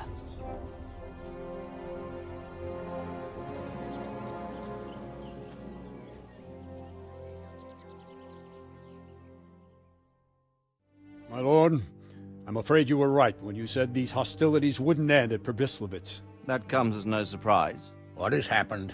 My men reported 2 more attacks today. Ah, Henry. I'm glad you're here. It seems like we'll have another task for you. Come and join us. My lord. Greetings, lad. The bandits raided a few remote hamlets, but that's the least of our worries. They also attacked Merhoyed, And that's a much more serious matter. Merhayed. Matthias is working there. They attacked right after the battle in Probislavitz. Bastards were probably trying to prove they're still strong. But there's a silver lining. The villagers held them off. And they even took one captive. He's wounded, but we can still interrogate him. Your Graces, I hope I'm not intruding. On the contrary, Master Tobias. Unlike Bernard, you are the bearer of good tidings. Or so I gather from the coin you carry. Tell me, how many groschen did we find in Probislavitz? My lord, I'm sorry, but my news is no better than Captain Bernard's. These coins are very good. That is to say, well-made facsimiles, as we call them. What? I don't give a what you call them. I want to know what they're facking worth. That's just it, sir. They're worth nothing. Are you saying what I think you're saying, Master Tobias? This here is just a pile of copper. Kurva! Fuck! Plated with silver, so it's still of some worth. Kurva! Fuck! Is it a lot of work to make such counterfeits, Master Tobias? I should say so, sir. Highly demanding work. Especially to make such plausible forgeries. They would need a well-hidden foundry, several craftsmen, and a source of material. But they could just be brought in from somewhere else, could they not? Well, they could, but then again, the silver mines are nearby, and these groschen seem freshly minted, so... So we are facing a foe who has almost limitless sources of coin. That's all we need. Dopredel. Well, gentlemen, it's clear what we have to do. Interrogate that captive bandit, find out their numbers, and promptly cut off their supply of money. Otherwise, they'll soon have another encampment. If they haven't already. I doubt it, sir. Merhayed wouldn't have been able to hold them off if they did. Well, lad, I said we'd have work for you, but it never crossed my mind there would be this much. You've already proved your worth as an investigator, so I'm putting my faith in you again. Go to Merhayed and question that captive. Find out where those brigands are hiding, how many there are, and what they're planning. And while you're at it, see if you can find some clues as to where this counterfeit coin is coming from. Very well, sir. Good luck. We're counting on you. All of us. Come report to me as soon as you know anything. I'll be at the lookout point near Talmberg.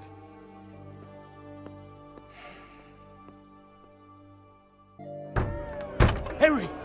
I think old Straw's come for the brigand. Step back from that heathen, young fella! But you can't kill me! Not just like that! Shut the fuck up, you weasel, and keep it fucking shut! You don't even get a say! Calm down, Straw. He won't escape justice. After all, he's... Don't stand in my way, Melikar! Let Henry decide. He's the one who saved his life. Be quiet and go quickly, before I change my mind.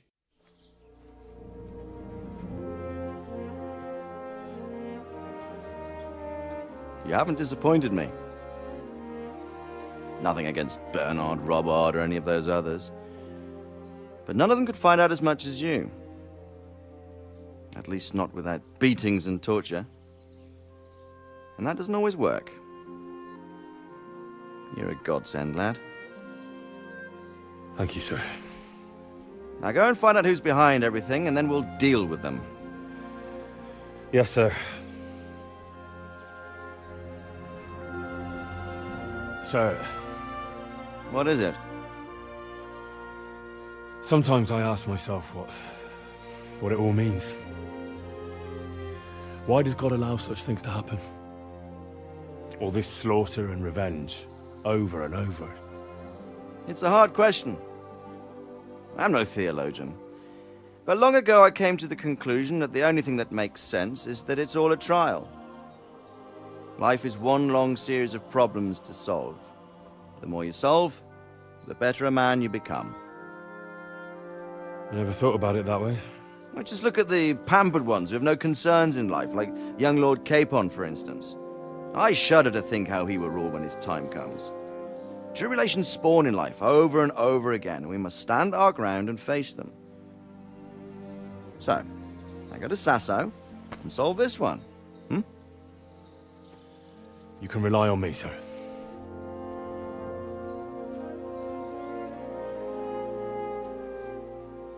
Good luck, son.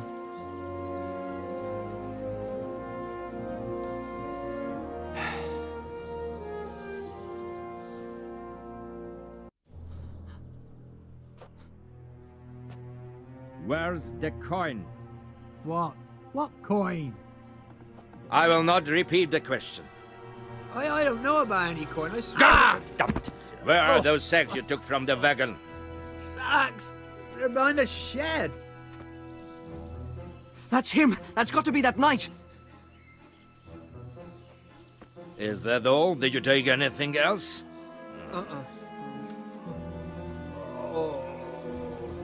Fuck! Stop! Stop right there! God be with you, lad. What can I do for you? Master Fafar, I need to speak with you. I found out something about the counterfeit coin. Did you really? Do tell. Close to Rovna, I came across a wagon that was transporting the false coins. Unfortunately, I came too late. The carter and his men were dead. Damn and blast. Do you know who did it? Yes. A certain knight turned up there. Turned out he was also after the forgers. Well, that is indeed unexpected. Tell me, what did he say? His name is Ulrich. He looked like a knight, but he refused to show his master's colours. Ulrich, you say? Could be anyone. Can you describe him? An older man with a moustache. But for all his grey hairs, he seemed pretty tough to me. Doesn't match anyone I've heard of. But then we don't even know if Ulrich is his real name. I asked him who his liege was, but he refused to tell me. I got the impression he was hiding his identity because his master's at odds with Sir Radzig. That may well be. As a staunch supporter of the king, Sir Radzig has many enemies. He told me that the fake money was being taken to Passau in exchange for gold coins. Then that real money was being brought back to the Bohemian lands. That would explain why those fakes bear the Passau countermark. His master is allied with the Passau alderman, and they told him to sort it all out. I wonder who could be behind it all. He gave me these documents to show you. He seemed to think they prove he was telling the truth. They're the records of the interrogations in Passau, and some other things he said you'd understand better than him. Let me see.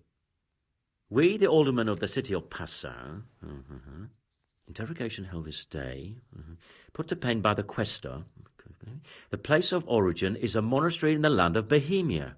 Which certainly confirms my suspicion that something underhand is going on in Sasso. Coin assay report.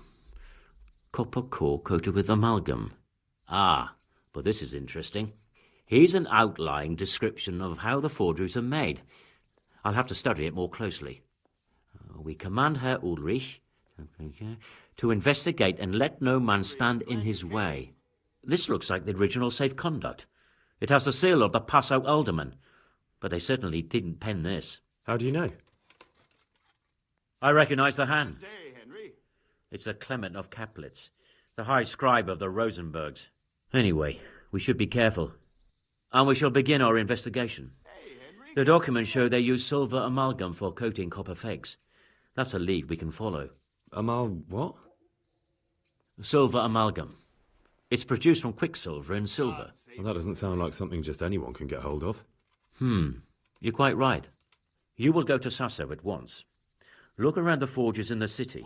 Someone must be working copper for them. I, meanwhile, will take counsel with Sir Radzig and then follow after you. Where shall we meet? At the inn on Sasso Market Square. So, what did Master Fafar have to say? I consulted him, and we definitely have a starting point. Tell me more. Master Fafar found out they need copper sheets for the core of the coins. My pleasure. And quicksilver for the the other part? I see. They have such materials at the monastery. Exactly. That's why I'm interested in the local forges. Yes, that is good. Yesterday, I heard people from the craftsman's yard by the monastery complaining. They said they could not sleep at night because the blacksmith works all the time till dawn. I see. That's certainly worth asking about. Have you heard anything else?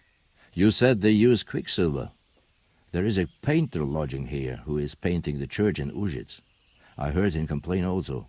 He said that he went to the monastery for quicksilver and it was all gone. Well, that's something to follow up as well. Thanks.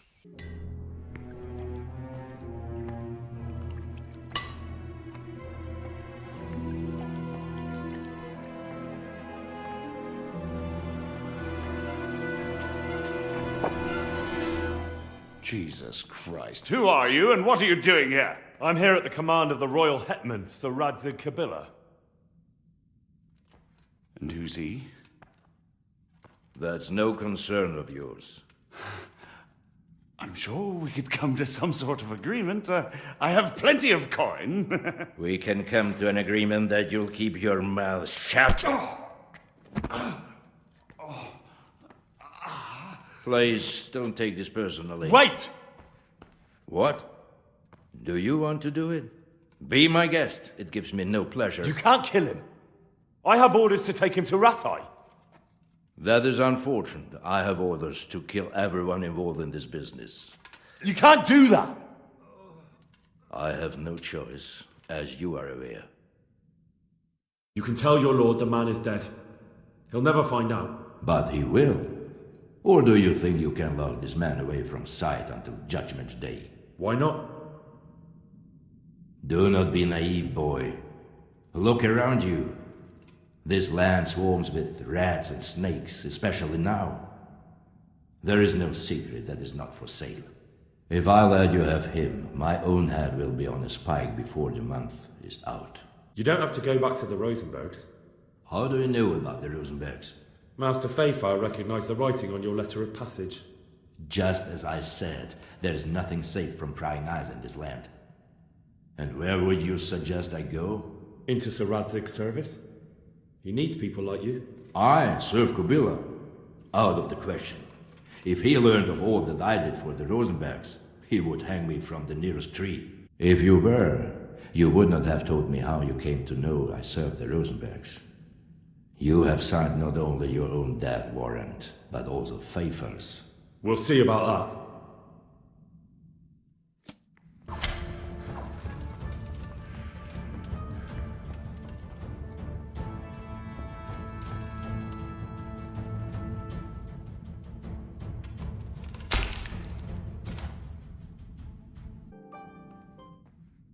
Let's go. Master Fayfire is very keen to meet you.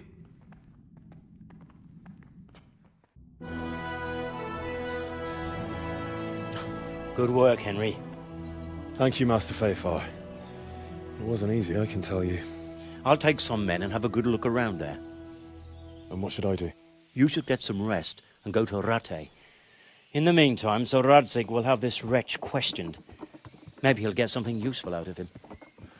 All right. I'll see you in Rattay then. There's the man. Good work, Henry. Thank you, sir. I tell you to take a well-earned rest, but unfortunately I need one more thing from you. Whatever you command.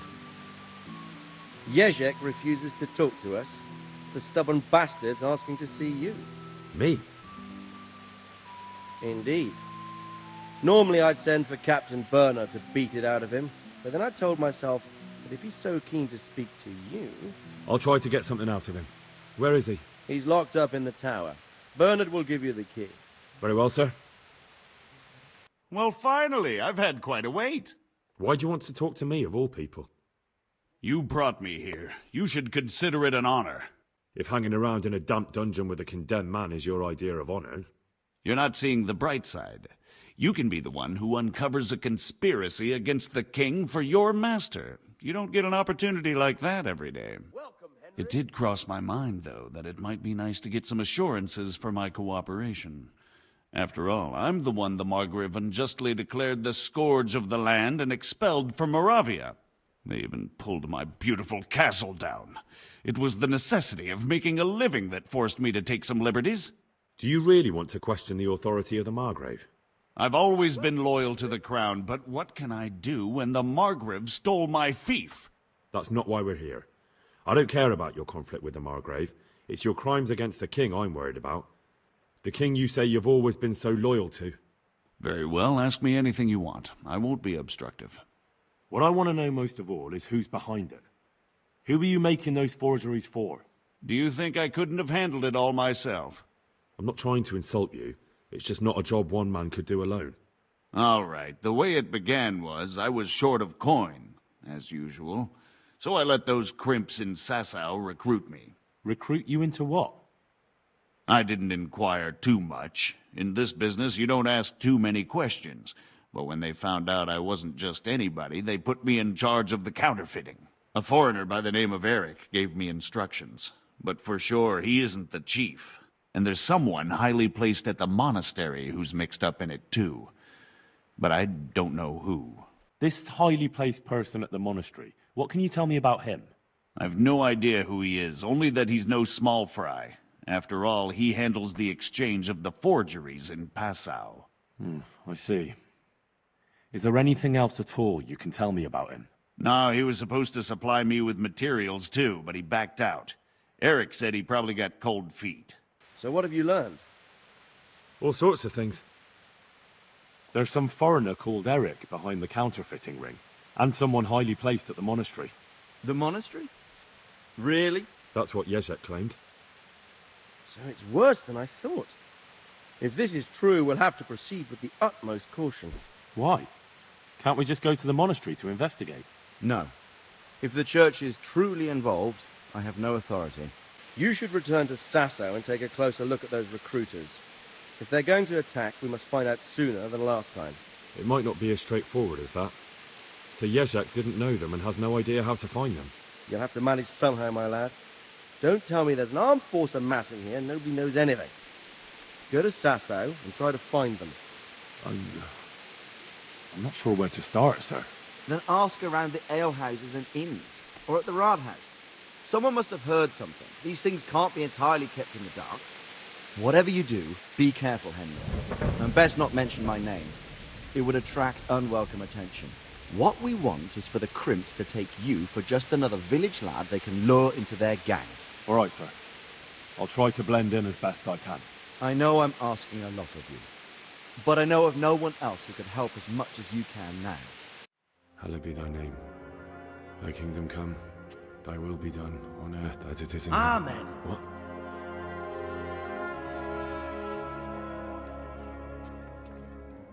So, you've been looking for us, eh?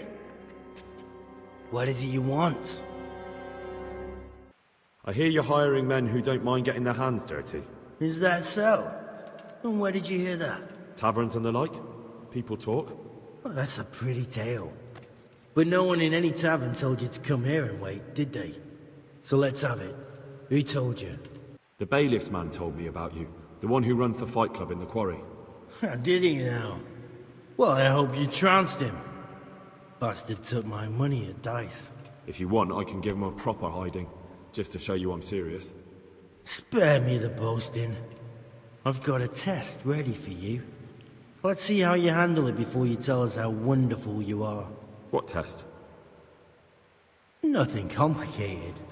We used to take anyone who looked like they could keep their head on straight. But not now. Now you can only join if you do what we tell you. Which is what? Steal something? Nah, not theft.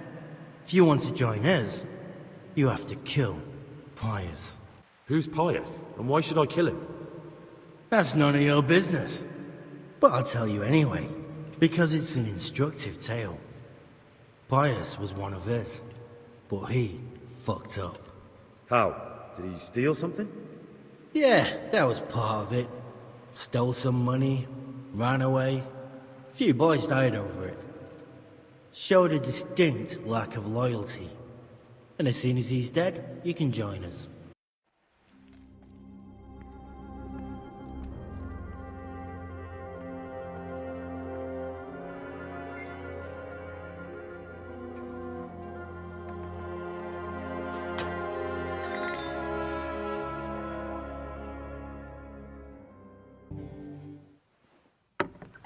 Everything's prepared. It's time for you to take your vows. Do I really have to wear this? You'd better get used to it. You'll be wearing it for the rest of your life.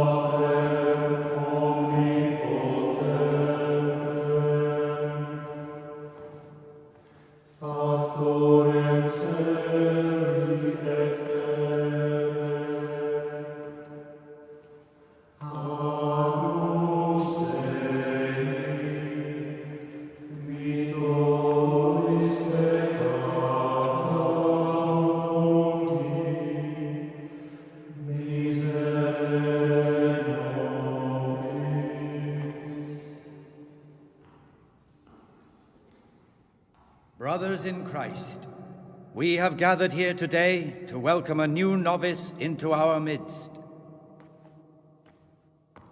Dear brother, forget your former life and embrace your new vocation in the community of the monks of St. Benedict.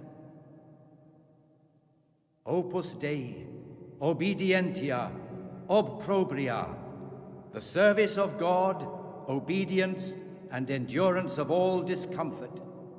These are the cornerstones and succor of our order, which on this day shall become your own. Suscipe me, Domine, secundum eloquium tuum, et vivam, et non confundas me ab expectatione mea.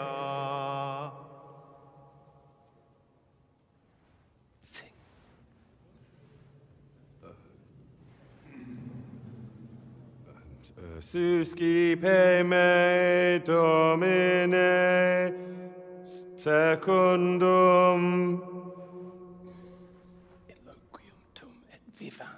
in loquium tuum vivam, et non confundas me ab expectatione mea.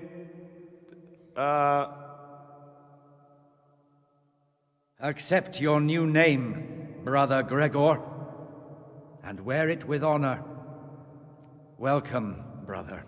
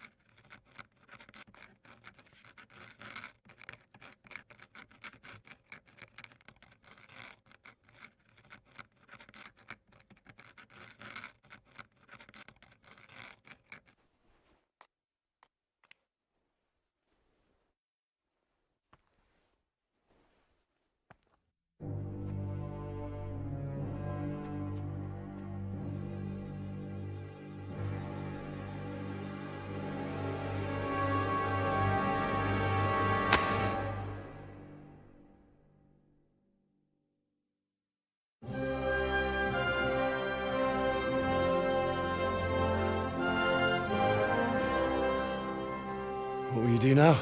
Now, get the hell out of here. Steal the first horse I come across and ride until dawn, far, far away from here. I was thinking... Here, take this. Show it to those cutthroat bastards and tell them you found it on me. That should convince them. Especially when they hear about the outcry here after the Friars found out we've gone. Your lucky die? In a manner of speaking. Hope it brings you more luck than it brought me. Thank you. Thank you for letting me live, Brother Gregor. My name's Henry. All right, Brother Henry. May God be with you.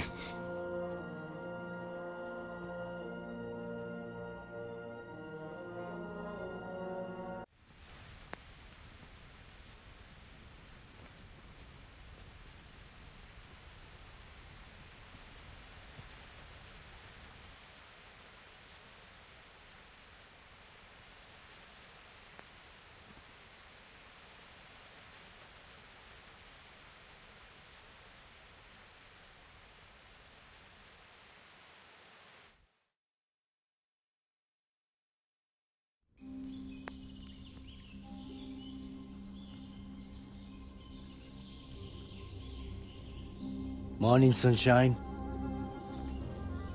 Hope we didn't wake you. Kurva! Did you have to sneak up on me like thieves? We are thieves. Besides, we had to make sure you weren't followed. Or trying to lead us into a trap. But enough of this chit-chat.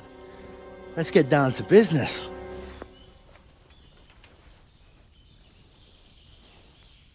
We heard there was some trouble at the monastery.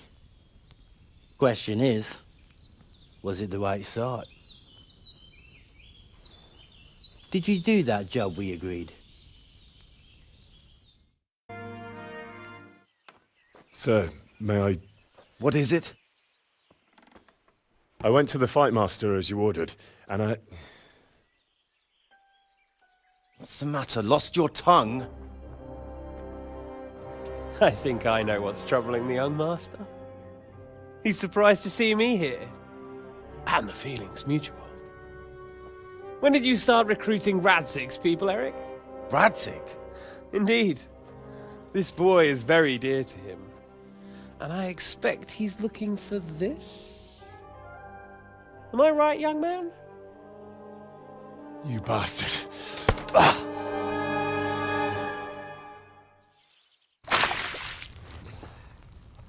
He's coming round. I apologize for the discomfort, but it's for your own safety. And ours, of course. You can count yourself lucky, lad. I'm gonna keep you alive. I'm sure your father will pay a nice fat ransom for you. My father's dead. That lackey of yours wouldn't even let me bury him. He doesn't know, Eric. Nobody told him. He told me, a foreigner, but not him. How very inconsiderate. I'm sure you'd rather hear it under different circumstances and from someone else, boy. But beggars can't be choosers. Your father, your real father, is alive. You even know him. It's your liege lord, Radzig Kobyla. Although, how much can he really care about you? Here you are, a homeless orphan, and he still hasn't acknowledged you. Your parents are both dead, aren't they? I thought so. And yet, Radzig still hasn't told you the truth. Could it be that he's ashamed of you? I wonder if you'll want to pay that ransom after all. Well, best not think about that. If your father won't pay your ransom, you have no value to me. My father's dead! I understand why you feel that way. My own childhood was not dissimilar. How strange that we should have something in common. But I've delayed long enough. Now it's time for you to tell me why you came here. I was looking for my father's sword, which was stolen by a certain bastard. And I found it. But I wonder which father you mean. In a way, it belongs to both. Doesn't matter who it belongs to. I'm gonna kill you with it. You're hardly in a position to threaten me. But now I think of it, why not? When your father, your real father, pays, I'll give you an opportunity to try. I think that's very generous of you. Isn't it? Radzig will crush you, and I'll be there to see it. I very much doubt it. You spied on our camp. You must realize that your father hasn't a fraction of the forces I've gathered. And now, with the king in captivity, there's no one to levy troops to come to your aid. Even united with Hanush and Divish, your father couldn't raise more men than I have. The only force in this country capable of defeating me is Sigismund's. And he pays me. When he wins, I win. Everything I take now will be mine, and I plan to take everything. So meet the new lord of the realm. A man like you will never rule here. Have you never heard of Lord Sokol of Lamberg, or Sahinek the Dry Devil? They fought for your king and plundered the estates of the lords in Austria, just as I'm doing here. Like they say, the stronger dog fucks the bitches. And war is a nasty business. Sir, it's time. Now, I'm afraid I have more important business to attend to. I'll leave Udo here to keep you company. And let's hope for both our sakes that your father pays up. Farewell. Rot in hell! Knock some manners into him, Udo. Come on, Eric, let's go. We've got work to do.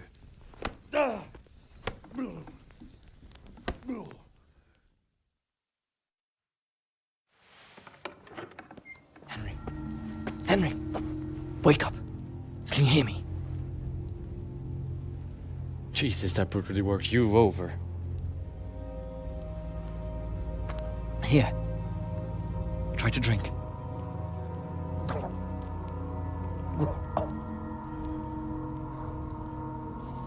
I thought you'd never come round. How do you know my name? Don't you recognize me? Zbyszek. You fucking traitor. You throw me to those bastards and then look me in the eye like nothing happened. Shh, be quiet. Maybe we started off on the wrong foot. But I'm your only chance to get out of here alive. So do you want my help or not?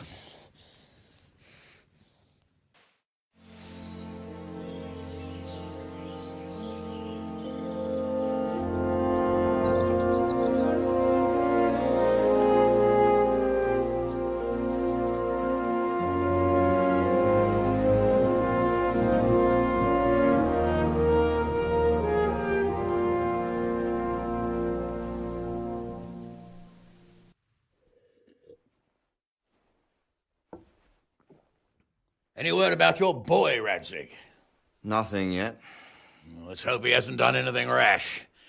Wouldn't surprise me, given the balls that he has. Now, I wonder where he might have got those from. Don't start, Hanush.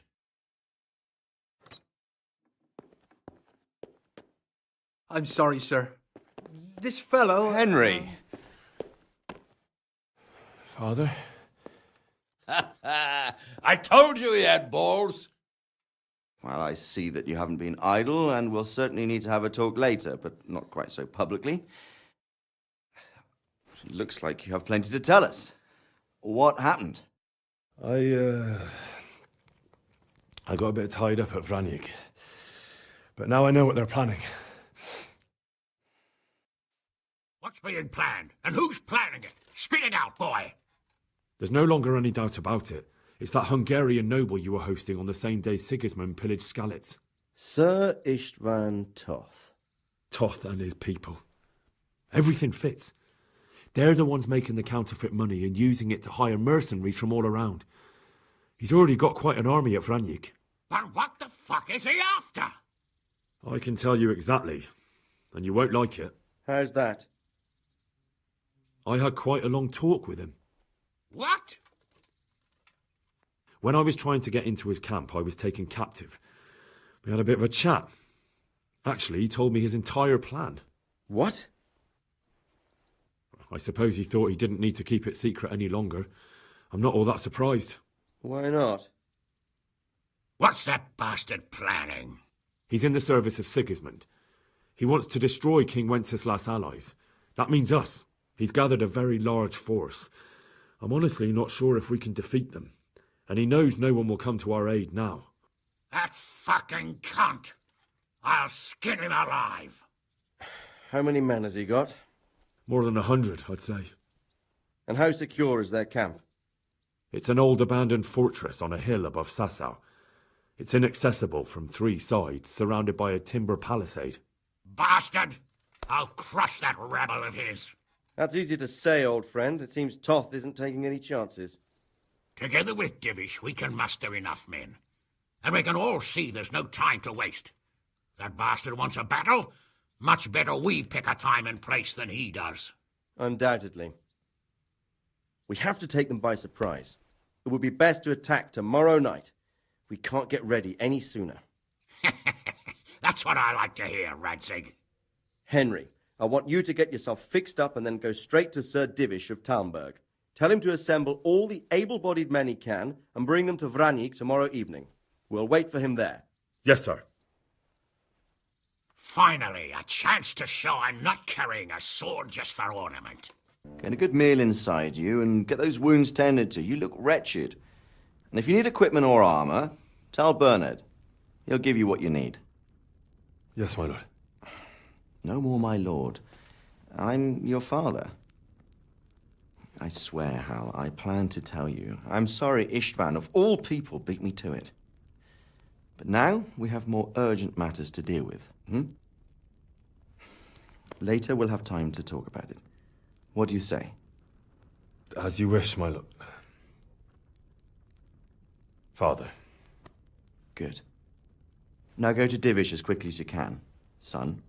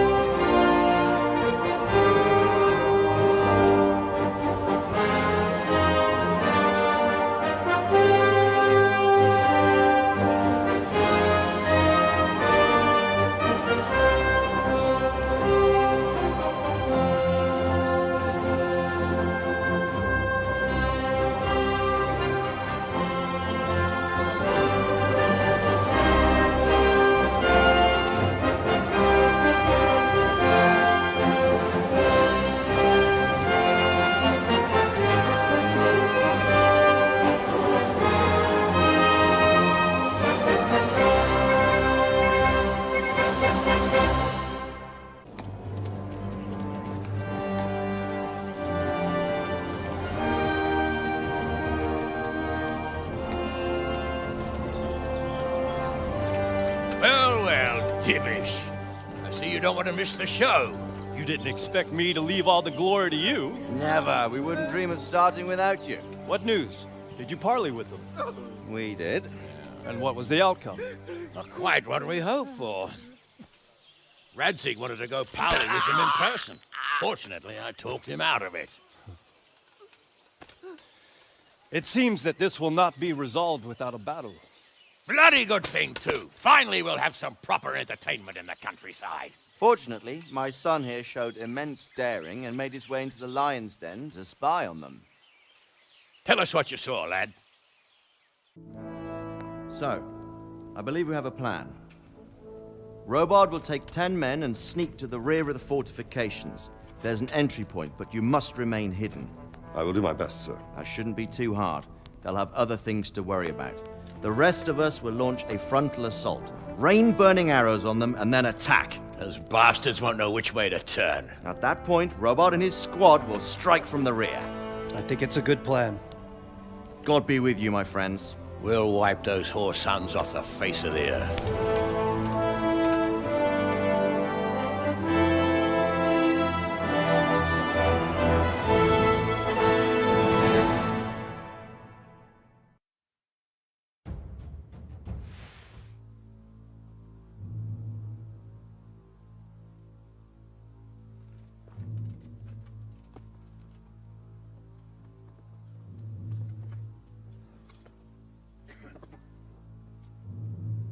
Listen up now. We are about to meet the rabble that have been trying to hurt us. Pillaging, killing, raping, and generally being a thorn in our side for long enough. They may be hiding behind a stockade, but they are still a pack of curs who are no match for men like you. And tonight, we are going to festoon these trees with corpses. First, we will set fire to the little hornet's nest. Then we'll keep them busy by the gate. And when we've made it nice and hot for them, Sir Robard and his men will pounce on them from the rear. And we will hack them to pieces. Have you got it? Yes, sir. Good. Now, when we reach the ramparts, the archers will cover the men climbing it and the men with the battering ram. Any of these fuckers foolish enough to stick his head outside the stockade is to lose it at once. Understood? Yes, sir! Glad to hear it. Now, let's do it! Forward!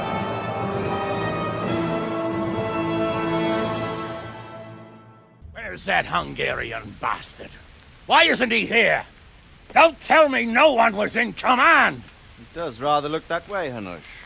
Henry, where's Toff? You said he was here. He definitely was, sir. I've got the cuts and bruises to show for it. You have to find out where he slithered off to.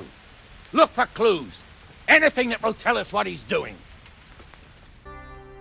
Sir, this was all I could find. A letter? What does it say, Radzig? Alongside hunting, drinking, and swordplay, you might find time for a little study, old man. In the courts of Prague, every Tom, Dick, and Harry can read nowadays. Yes, well, here in the countryside, we don't give a tinker's curse about such things. That's what I've got a scribe for, anyway. What does the damn thing say? It appears to be written by Toth, but it doesn't say to whom. It says everything's going according to plan, and the castle should soon be taken. Castle? What castle? What does he need a castle for? Sir, we took this one alive. And it seems he's not just some ordinary spear carrier. Where's that rat Toth? Where did he go? Speak, damn you! He's thwarted you again, hasn't he? If you play your cards right, you might come out of this in one piece. Where is your lord? He was here yesterday, wasn't he? Come now, sir. We both know where I will end up. My lord is gone. He took most of the men and left. Where has he gone? What is he planning? He writes here about taking some castle. Which castle? Oh, some nearby castle. Left completely unguarded. Now I wonder where it could be.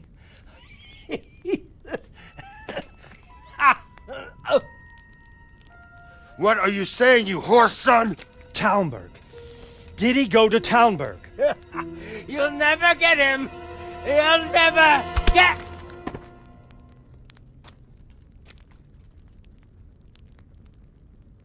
What?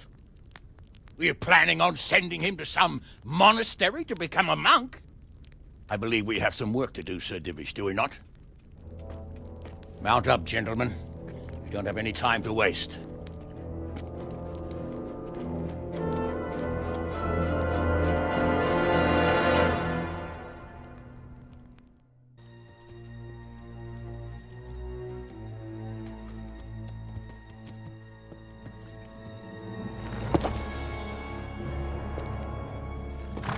Halt! Who goes there? Greetings. We were ambushed. We need assistance. We have wounded men here.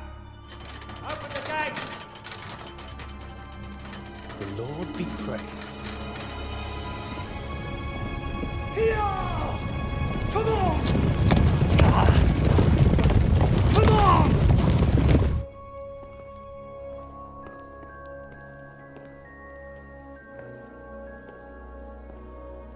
Lady Stephanie, I really don't think we should... My lady. Faster, man!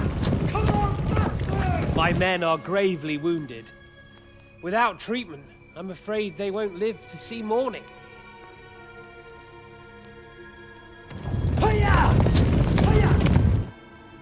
Not to worry. We'll take care of them. My lady, you have my uttermost gratitude.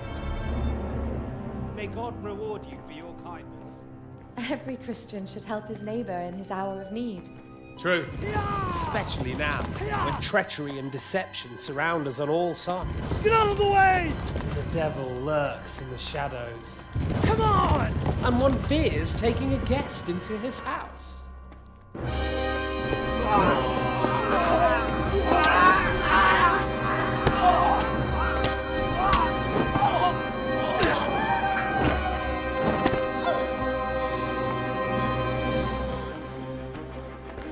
Signal the others. Yes, sir.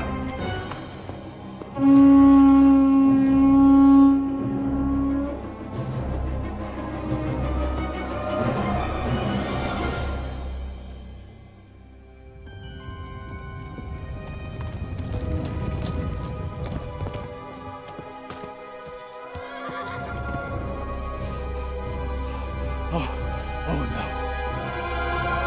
We're too late.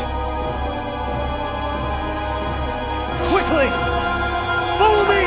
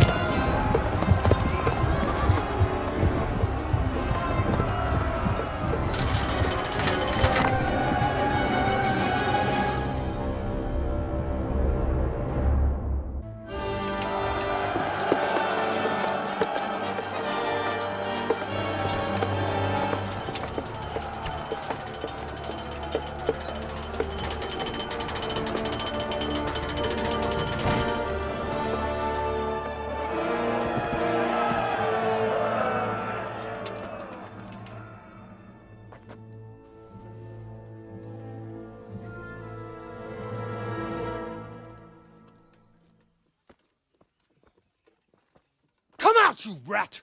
Come out and fight like a man! I don't think so. I like it better right here. Would you rather hide behind my wife like some mangy whelp? I could just as easily cut her throat. I have hostages enough, and strong walls to protect me. Bring him here.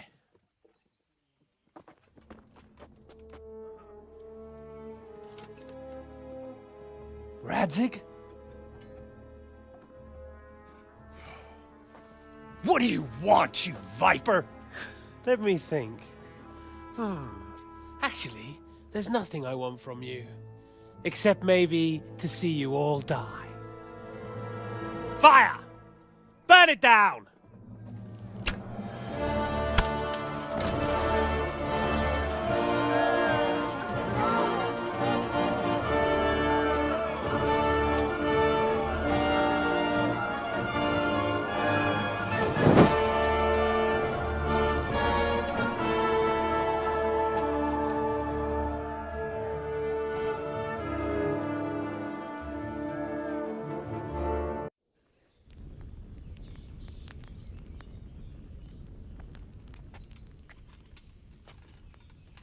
Christ. Are you all right? I'll live. Whew, but I don't think I'll be wielding a sword for a while. Oh, we have men enough for sword wielding. A good lord is harder to come by. How the hell did they get Radzig? I didn't make it to the gate. He was charging against reinforcements from the castle. We have to save Sir my father, somehow. And we have to save my wife and get our home back. My friend, I think you know as well as I. We have to lay siege. No. No, that is our last resort. We have to try all our other options. Sir, if a few men could scale the western wall after dark, maybe they could get inside, free the hostages, and open the gate. That is, if they're holding them in the courtyard, as we've always done. Well, that's a big if. What if they're seen and they can't raise the portcullis quietly? Sir Hanush, if we can save just one hostage. It's a perilous undertaking. Who would you send? I'll go.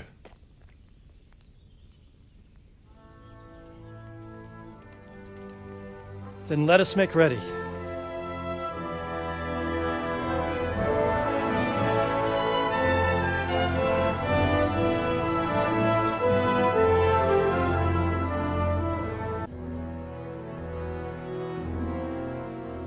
If any of you are having second thoughts, this is your last chance to speak.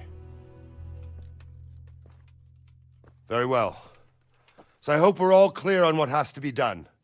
We need to free the hostages to deprive Toth of his advantage. Now he'll be keeping them somewhere where they can be guarded, but somewhere separate from his other men. And where would that be? We always kept our captives in the house on the bailey by the stables. What if they're in their tower or somewhere else? Then we'll have to go to the gate and try to open it. But that will take time and attract attention. So we can only do it if we know exactly how things stand. And if they sound the alarm, before we've done anything, we get out of there quick. Understood? And leave them there? Better a couple of hostages than a pile of corpses. Lord Capon, are you quite certain you want to engage in this action? Quite. After all, it can't be much different from sneaking out of the upper castle in Rattay and back in every night.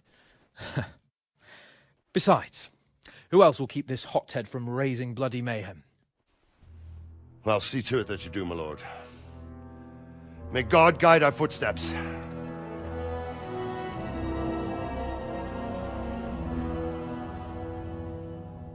Come on then. Let's get the fuck out of here before they catch us.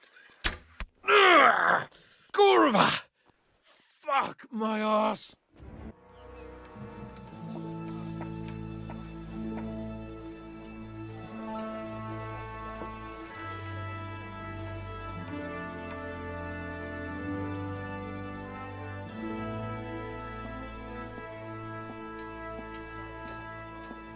It seems, Robard, that we're running out of options. We don't have enough men to scale the walls with ladders. and we can't afford to lose any more. We can only take Talmberg by a ruse or with superior numbers. Ruses have failed, and we don't have superior numbers. Then we are left with no choice but to build a trebuchet. To demolish my own walls. Where is Master Fafar? He's waiting. We sent for him as soon as... Bring him to me. Let's not waste time.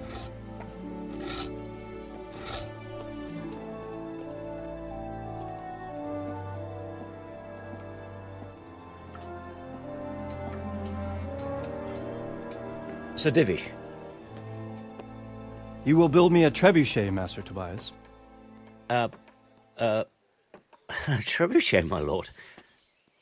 That's not entirely in my field of expertise. We have to take back Talmberg. Yes, indeed, sir, I understand and that. You are the best engineer we can rely on in the whole fiefdom. Oh, well, thank you, my lord, but it's just that I've never built a trebuchet before. This could take some time. Then you'd better get to it. Bernard will go over the plan of attack with you.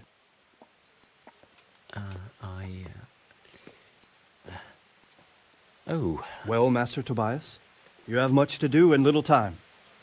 I will not keep you any longer. Indeed. Of course, sir. Thank you, my lord. How are the preparations proceeding in the other camps? As well as can be expected under the circumstances. There are still many things that need doing, but I just don't have the time for them. No, you don't. Henry. Yes, sir. I would like for you to help with the preparations in the encampments. Gladly, sir. Robard will brief you. That'll be all.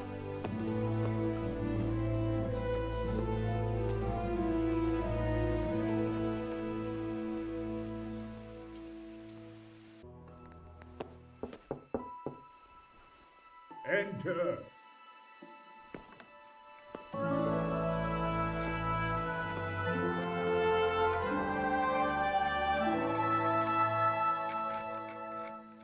Huh? By the horn of Joshua, you startle me. I thought you were urban. What do you want? A well-chosen site. You want to strike the gate, do you? True. We don't want to do more damage than necessary. I quite understand. Sir Toth is holed up there, is he? Just so, Master Conrad. I hear you have some accounts to settle with him. Ah, not entirely. I've done with him. Sigismund trusted him more than me in his campaign against the Ottomans, and we all know how that ended up. How did it end up? Badly, my lord. The flower of French knighthood was slain there. Sigismund fled for his life, and I did too, I must confess. Be assured we shall not make the same mistake here. We do not intend to starve them into submission, but to break down the gate. I am at your service, my lords. We will build the trebuchet quickly. It will be ready in a matter of days. And I can supply, for example, Roquetta to sweep the foe from the battlements. Roquetta? I do not believe I've heard of such a term. Roquetta are missiles filled with black powder with a touch hole at the bottom to ignite it. They shoot forward, something like a hand cannon, but without rocks. The rocket is the missile. I see. But we don't have black powder in these parts. Nor cannon. Indeed. It should have occurred to me. But I am very fond of Roquetta, and I always think what Alexander the Great might have accomplished with them. I understand. We find ourselves in a conventional situation that demands a conventional solution. I'm still hoping that Toth will see sense and parley with us. He may well do so, especially when we set up the trebuchet on his doorstep.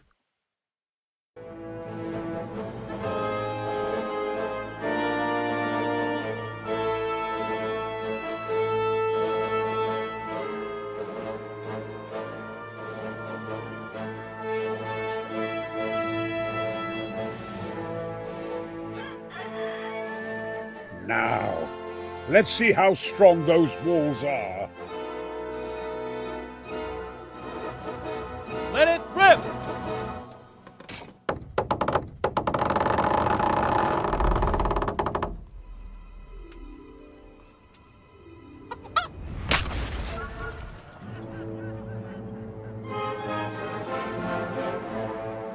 That was just the first shot.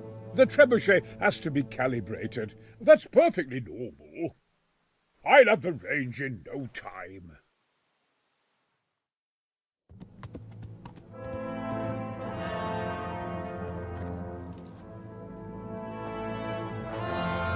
Move.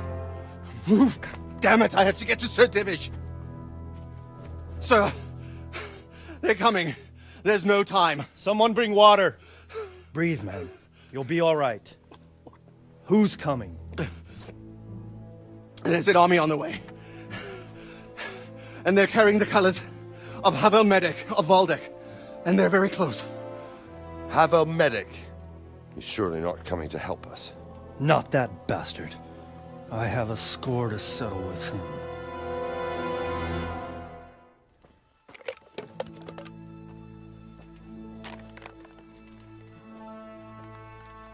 Gentlemen, Toth's reinforcements are about to descend on us. That swine. How many men? We don't know exactly, but there are many, and they will probably be here by dawn. So soon?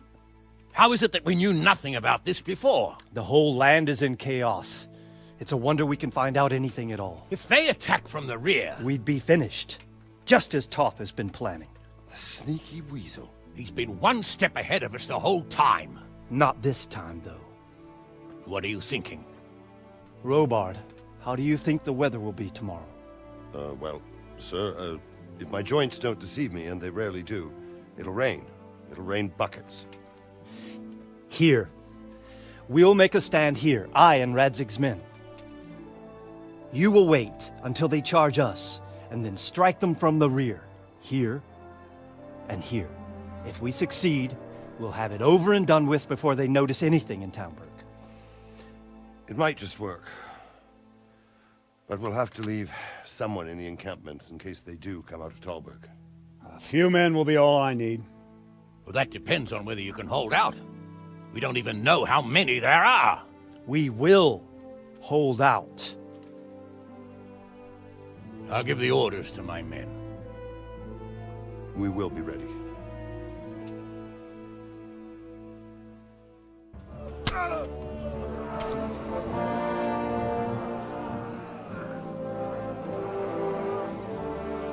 Here's their leader. What? This boy? You should show a little more respect, Divish. You'll need it when you kneel before Istvan. Oh, now the pup shows his teeth.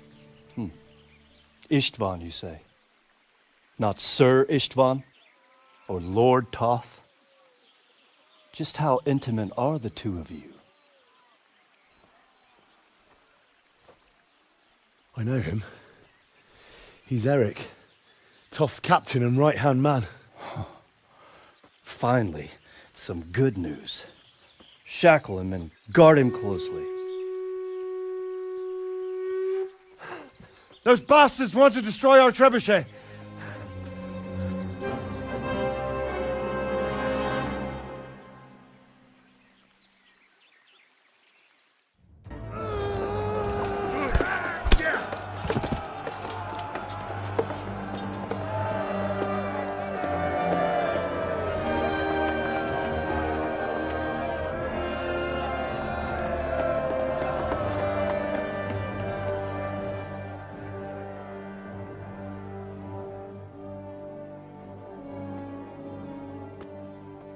Well? The damage isn't too serious. So we can shoot. Not just yet. Sir, what are we waiting for? You've heard his threats, Robard. Do you want him to kill Radzig and my wife? We have to consider all our options. And it would be a shame to destroy the castle, too. But how do we get that rat out of there? Sir, I might have a solution. What about exchanging hostages? He was the captain at Vranyik, and he brought Istvan's reinforcements here. He seems to be on very intimate terms with Toth. He might be able to tell us something. And he might even be as valuable to his lord as Lady Stephanie and my father are to us. You're your father's son, by God. You're a godsend, lad. You're right. We'll interrogate this whore, son, and then decide what to do next. Come to my tent when you've rested. Well, Divish, I think the time has come to find out just how much Toth values our hostage. Do you want to parley with him yourself? I think I'll leave that to you, Hanish. So be it. I'll do my utmost. Bring the hostage below the battlements.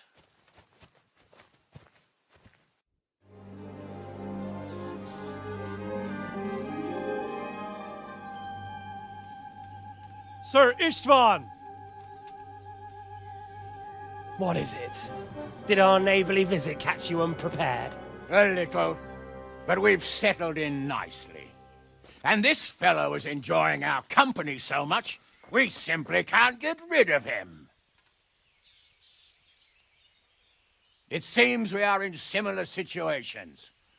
Perhaps it's time to send our respective guests home. Not a chance. Do you take me for a fucking fool? Be warned. If anything happens to Eric, I'll let every man-jack here have his way with this bitch, and I'll dice Kobila into goulash meat. Nobly spoken, your grace. But for all I know, you may have done that already. Divish, I'm sorry.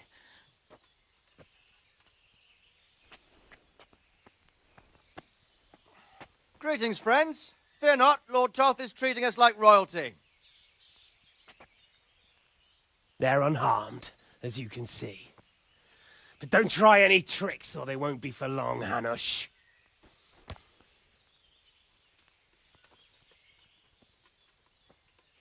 It seems your lord doesn't place any great value in you, boy. Go to hell. I'm sorry. It looks like it's not going to be that easy. Well, at least we know they're alive. I didn't expect much of it anyway. He won't harm them as long as we have this fellow.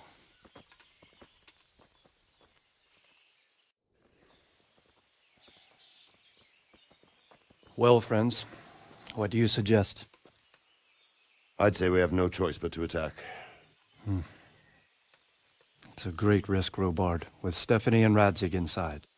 I know how you feel, sir, but Toth is no fool. They are his last safeguard. He will do nothing to harm them until he is sure of victory. Would you be saying that if it were your wife inside? Or your father? Well, let me point out that we have no choice anyway. We don't have enough supplies to keep men here for weeks, while gangs of brigands and Sigismund's army roam the countryside. Toth won't agree to an exchange, and even if he did, we'd have to let him go. With all his men, he'd be a thorn in our sides till Judgment Day. Sir, a message has arrived. Oh, what is it? Margrave Jobst is approaching with his retinue and wants to speak with you. Jobst, you say? All right. What is he doing here? Who's Jobst? Jobst of Luxembourg is cousin to King Wenceslaus and Sigismund. He's the Margrave of Moravia. Only a year ago, he was collaborating with Sigismund and the League of Lords. He betrayed King Wenceslas and his ally Prokop. Now, he's changed sides, appointed himself the leader of the rebellion against Sigismund, and wants to liberate Wenceslas. Whichever way the wind blows. Nevertheless, it seems the decision is made for us. We don't want Jobst camping with us in front of our own castle like a band of gypsies. I'm afraid you're right, Hanish. All right. We'll let the men rest a while and then attack. Come to me when everything is ready.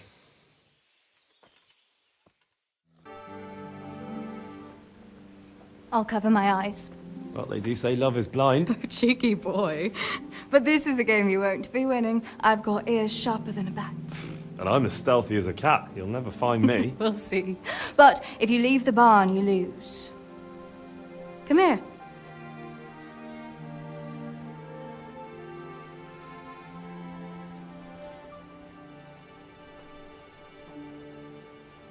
Come on. on, spin me around. What are you waiting for? Blind I may be, deaf I'm not. Make a sound, and you'll get got. How does it go after that? It doesn't matter. Go and hide.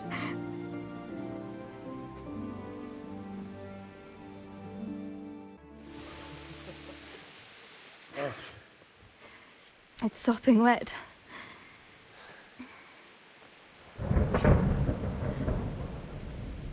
Not afraid of thunderstorms, are you? Not anymore.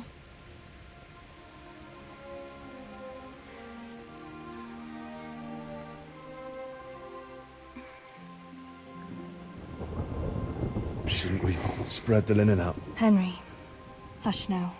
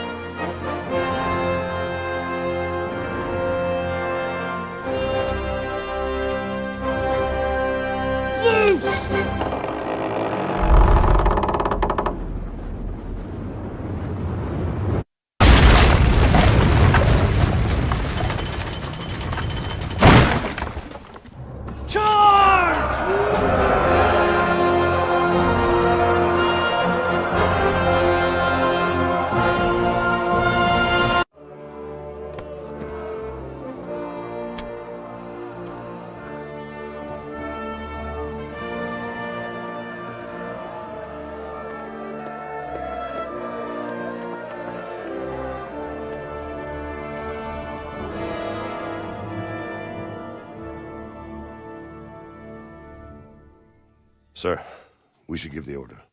Let's see if Istvan Toth can worm his way out of this one. Don't tempt fate, Hanush.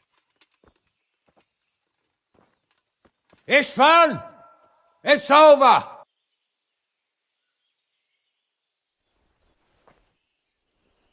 You want us to come and get you? I wouldn't advise that. Your friend Divish wants to see his wife alive again. And Sir Radzig? Are both hostages unharmed? For now, Hanush, unless circumstances change. Well, I'm glad to hear it. My guest is also safe and sound, but he's also quite keen to go home. I imagine you feel the same way. It's been a long time since you warmed yourself at your own hearth. I'm in no hurry. I've plenty of supplies here, grand view and excellent company. What more could I want? Your freedom! Freedom? Freedom to get an arrow in the back? Sir, we're all noblemen here, all bound by honor. I give you my word as a knight and lord, and that of my companions. If you release Lady Stephanie and Sir Radzig, you may leave the castle with your men and go on your way unharmed.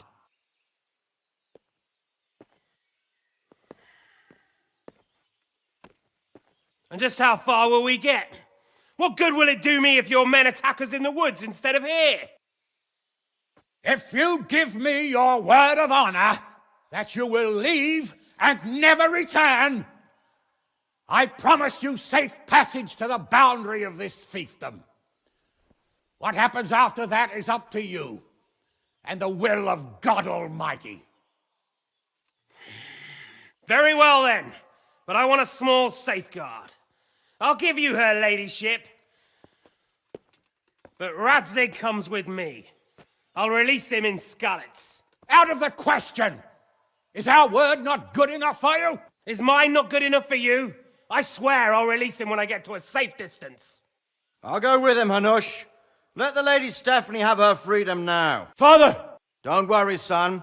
I trust Lord Toth's self-interest more than his word. He wouldn't be fool enough to harm me. If you're certain, Radzig. Prepare horses and supplies, and tell your men to pull back. We'll come down. You heard him. Get to work. And any man who breaks this truce answers to me. So, are you really going to let them go? My word is my bond, Henry. He's a cutthroat and a liar. Good men are dead because of him.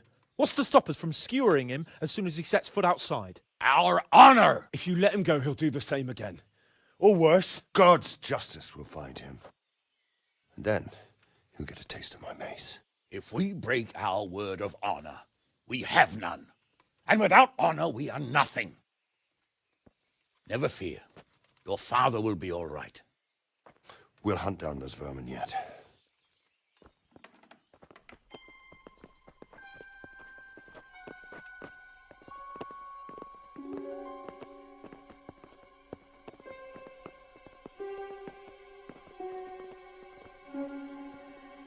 Bring the horses.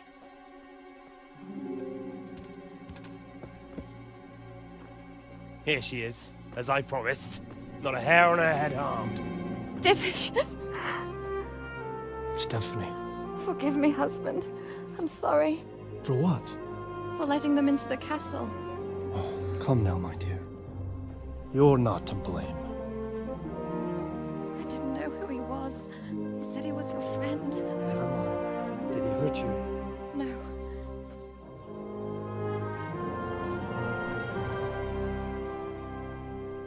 I hope your word can be trusted. Certainly more than yours. If everything goes as agreed, I'll set Radzig free in Skalitz. If anyone tries to follow us, I'll kill him. We won't. My apologies for keeping you from your father, but you'll see each other soon enough. Oh, I almost forgot. Your sword. I expect you'll want it back after all the trouble you went to. Actually, you know what? I think I'll keep it. As a memento. This isn't over. I'll find you. I look forward to it. Yeah!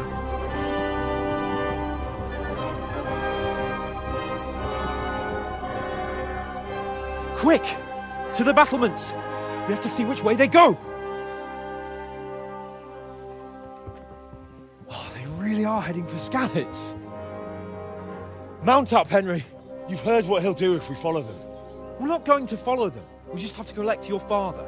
Or do you want him to walk back here when they release him?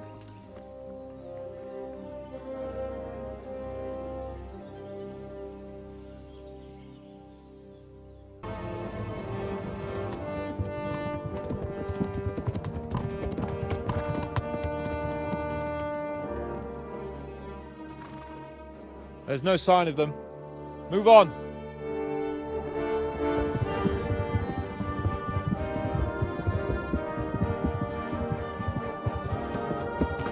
There!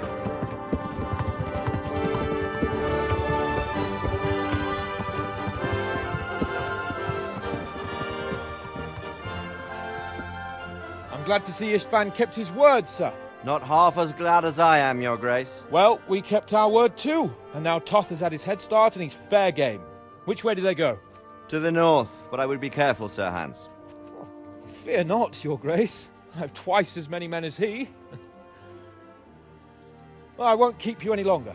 I'm sure the two of you have a lot to say to each other. Let's go!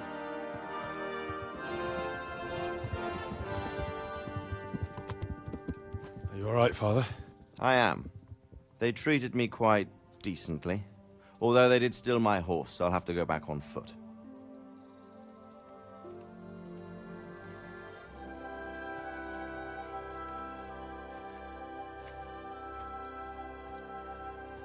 It looks like it's all over. Not by a long shot.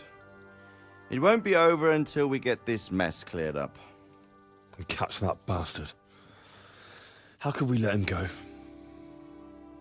Would you rather we killed him? Even if it meant Lady Stephanie and I died too? No, of course not. But what was to stop us from killing him after the exchange? Honor? Honor? If the word of honor of a nobleman could not be trusted, then he would never have agreed to the exchange.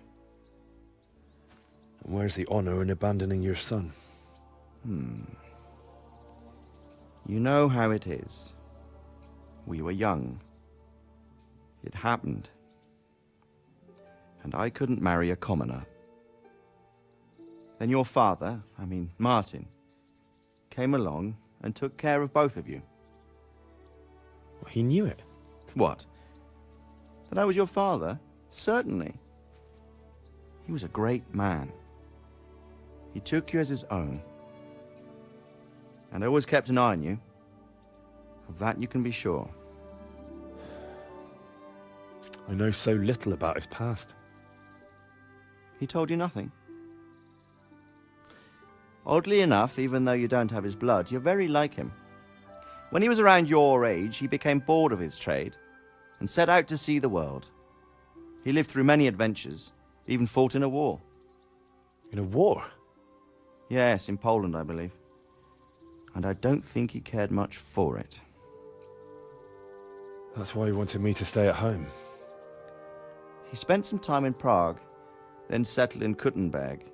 But it seems he quarreled with someone there and finally ended up here. You know the rest. I loved him, but even so, I somehow always had a feeling I didn't quite fit in. It was in your blood, I suppose.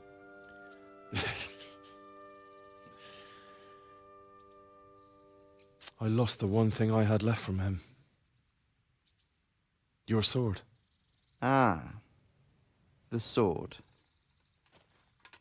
It's not my sword. It's yours. For a moment there, it was so near, yet so far. Oh, well, it can't be helped.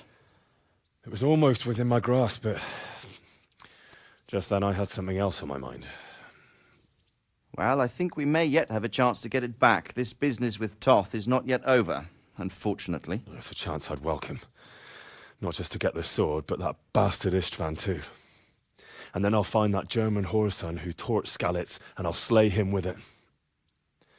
I'll never forget his face. Or his name. Marquardt von Aulitz.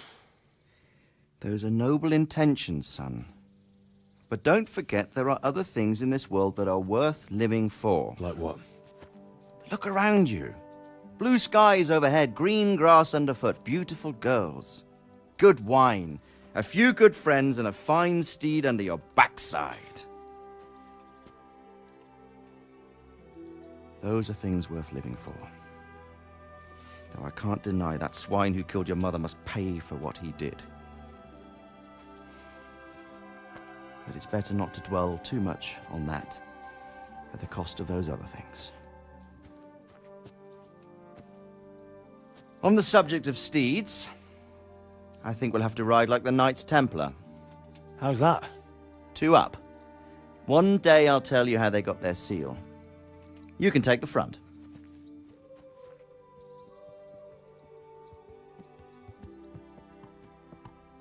It's like I always imagined it would be, teaching my boy to ride. Although it would be better if you were a little smaller. My word, it's all go today, isn't it? I wonder who this is. I think I know. It's Margrave Jobst. The king's cousin? I wonder what he wants. I guess we'll find out soon enough.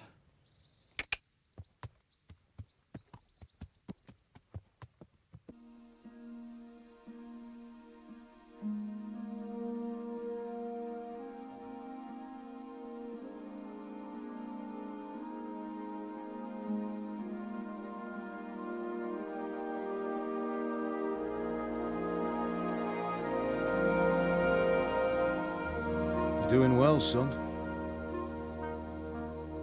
Father. Come now. You know who sired you. A That doesn't matter now.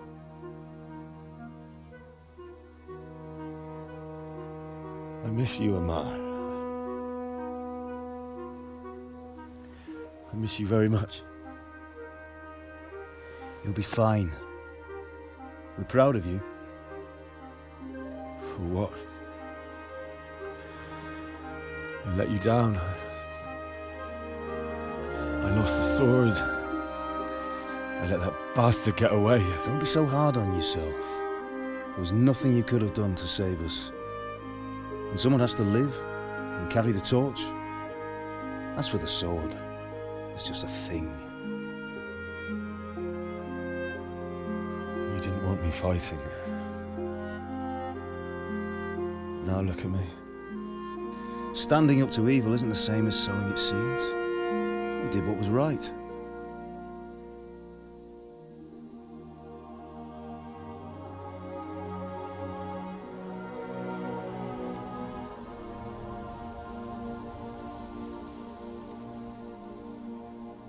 I have to leave you now. Oh, please. You know I can't stay.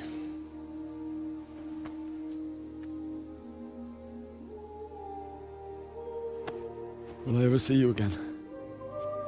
God knows.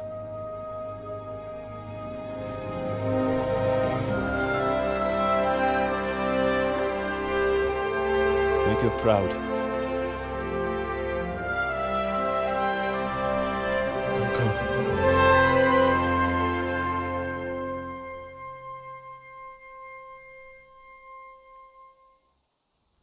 Don't go. Oh, don't go. No. What on earth were you dreaming about? I couldn't wake you, and it's well past dawn. Sir Radzig wants you at the upper castle. The lords are in council with Jobst. Right. I'll go straight away.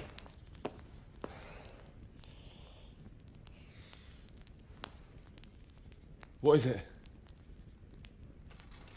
It's just... I don't know how to address you anymore. All of a sudden you're Sir Radzig's son, hobnobbing with lords and ladies. And here's me, as common as muck. Oh, give over, you idiot. Do I look like a lord to you? Not really. You're as much a lord as I am a nun. And I've never looked good in a habit. Get out of here! Or I'll have you clapped in the stocks.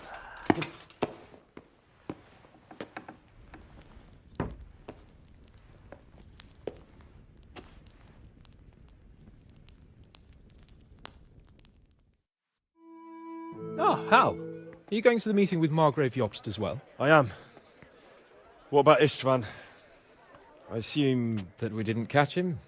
No. Because if we had, you'd be the first one to know. Have no fear. We'll get him eventually. I hope you're right. Anyway, let's go and see what Jobst wants from us. My lords, Christ's blessings on you all. And on you, Lord Capon. And this is my son, Henry. I didn't know you had a son, Sir Radzig. It came as a bit of a surprise to young Henry, too. This gentleman here is John II of Liechtenstein, a member of my council. I'm honored, gentlemen. Come join us. Margrave Jobst was just about to tell us the reason for his visit. Your Grace? I'm sure we're all agreed, Your Graces, that all this unrest must come to an end. This kingdom needs a king. Question is, which king? My cousin, Wenceslas IV, who is being held in captivity. I have to confess, my lord, that your answer surprises me a little. If I'm correctly informed, until recently you sided with your other cousin, Sigismund. That I cannot deny, and I have always stated my position plainly. But times have changed. How have they changed, Your Grace? Sir, there is one thing on which we undoubtedly concur, that King Wenceslas, unfortunately, did not inherit his father's gift for governing. Sadly, his failures have cost Bohemia, the nobles, and our whole Luxembourg family a great deal of money and effort. How did the king let it go so far, damn it? It's in his temperament. He cares only for wine, women, and the hunt. A king, in fact, who never wanted to be king. Then why didn't he just let his brother have the crown? Young sir, the crown weighs heavy when there are duties to be performed, but to surrender it means giving up great privileges too. But he did surrender power to his brother. When things started getting out of hand, Wenceslas appealed to Sigismund for help in restoring order. What, you're saying Wenceslas has invited him here? This is starting to make my head spin. Actually, it makes sense when you think about it. Sigismund wanted to re-establish the power of the whole House of Luxembourg. He thought if he helped Wenceslas win the imperial crown, in return his brother would help him become the king of the Romans, and leave the actual reign of Bohemia and the empire to him. Sigismund would govern, while Wenceslas could carry on doing what he was best at, enjoying the life of the imperial court. Why wasn't Wenceslas crowned Holy Roman Emperor long ago? He was already elected king of the Romans. All he had to do was go and let the Pope put the damn imperial crown on his head. Who knows? Maybe he'd prefer hunting and consorting with bathhouse wenches to spending time with the Pope. Well, so would I must admit.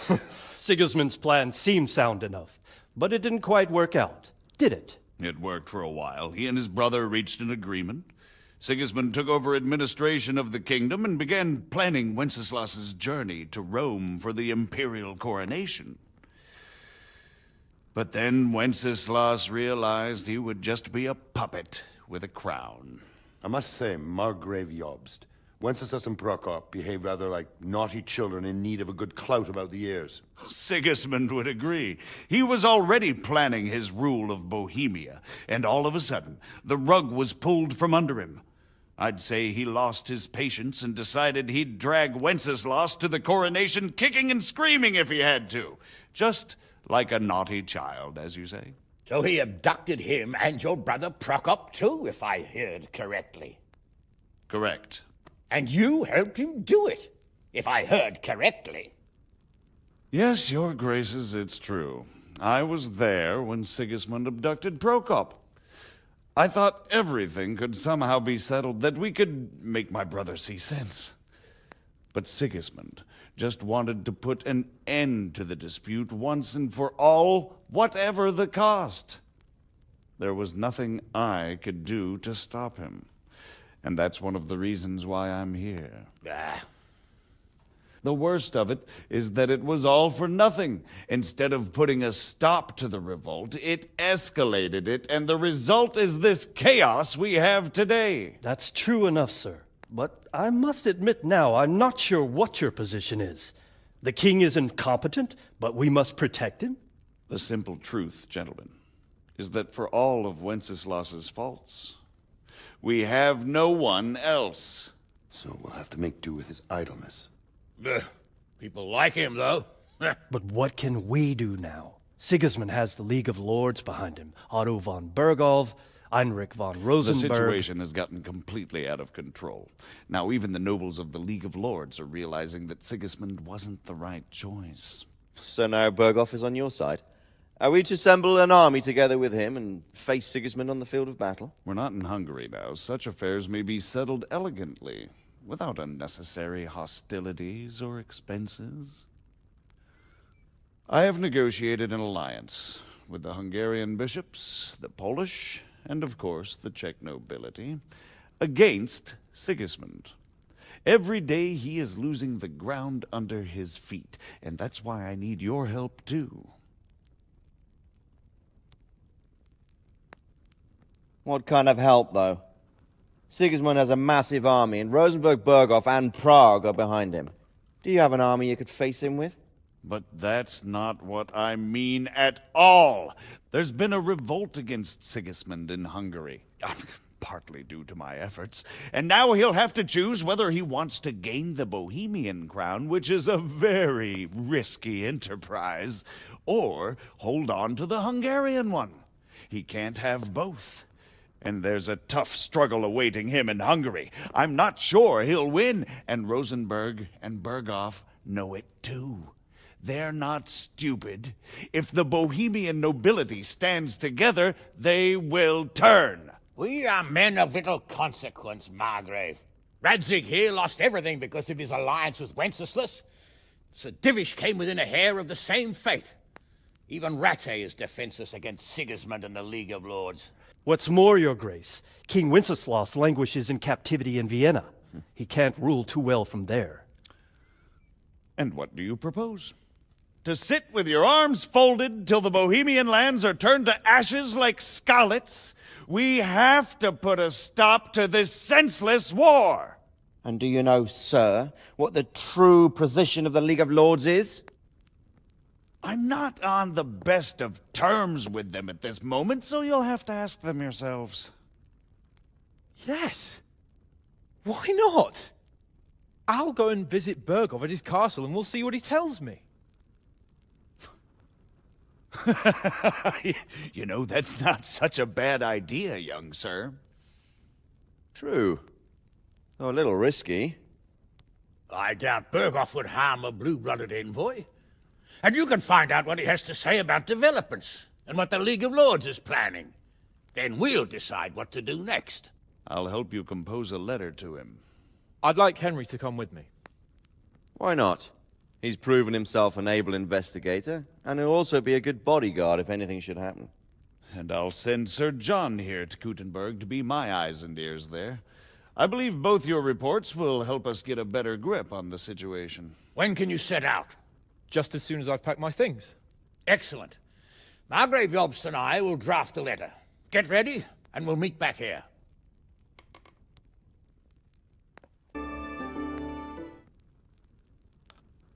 I believe we have written it well, gentlemen. Without a doubt. No one could deduce from this whether we are Sigismund's allies or foes.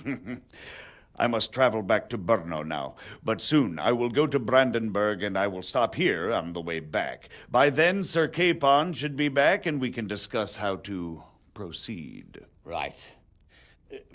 Before you leave, my lord, there is one thing that gives me no rest.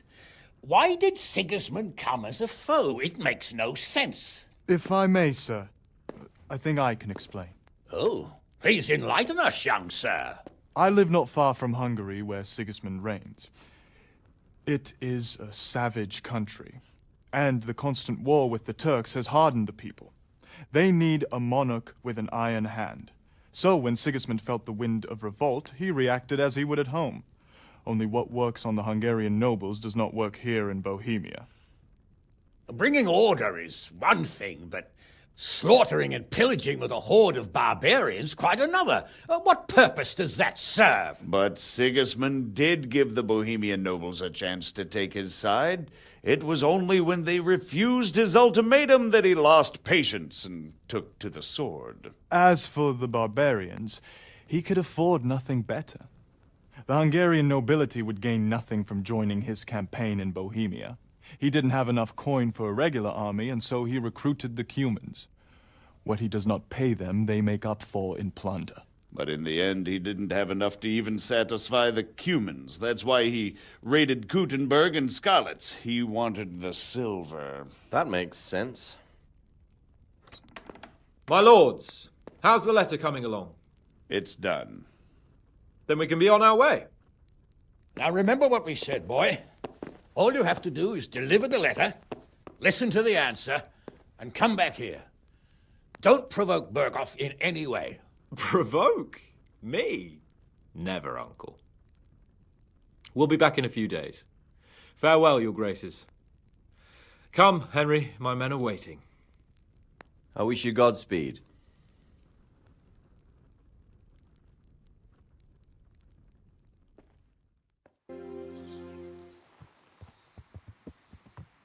Let's get to it then. I finally have the feeling we're doing something worthwhile. We're helping to save the king. Instead of saving his drunken majesty, I'd rather find that horseman who murdered my parents, get the sword back from him, and skewer him with it. Cheer up, Henry. I have a feeling you'll get your chance one day, and it won't be long in coming. Forward, men!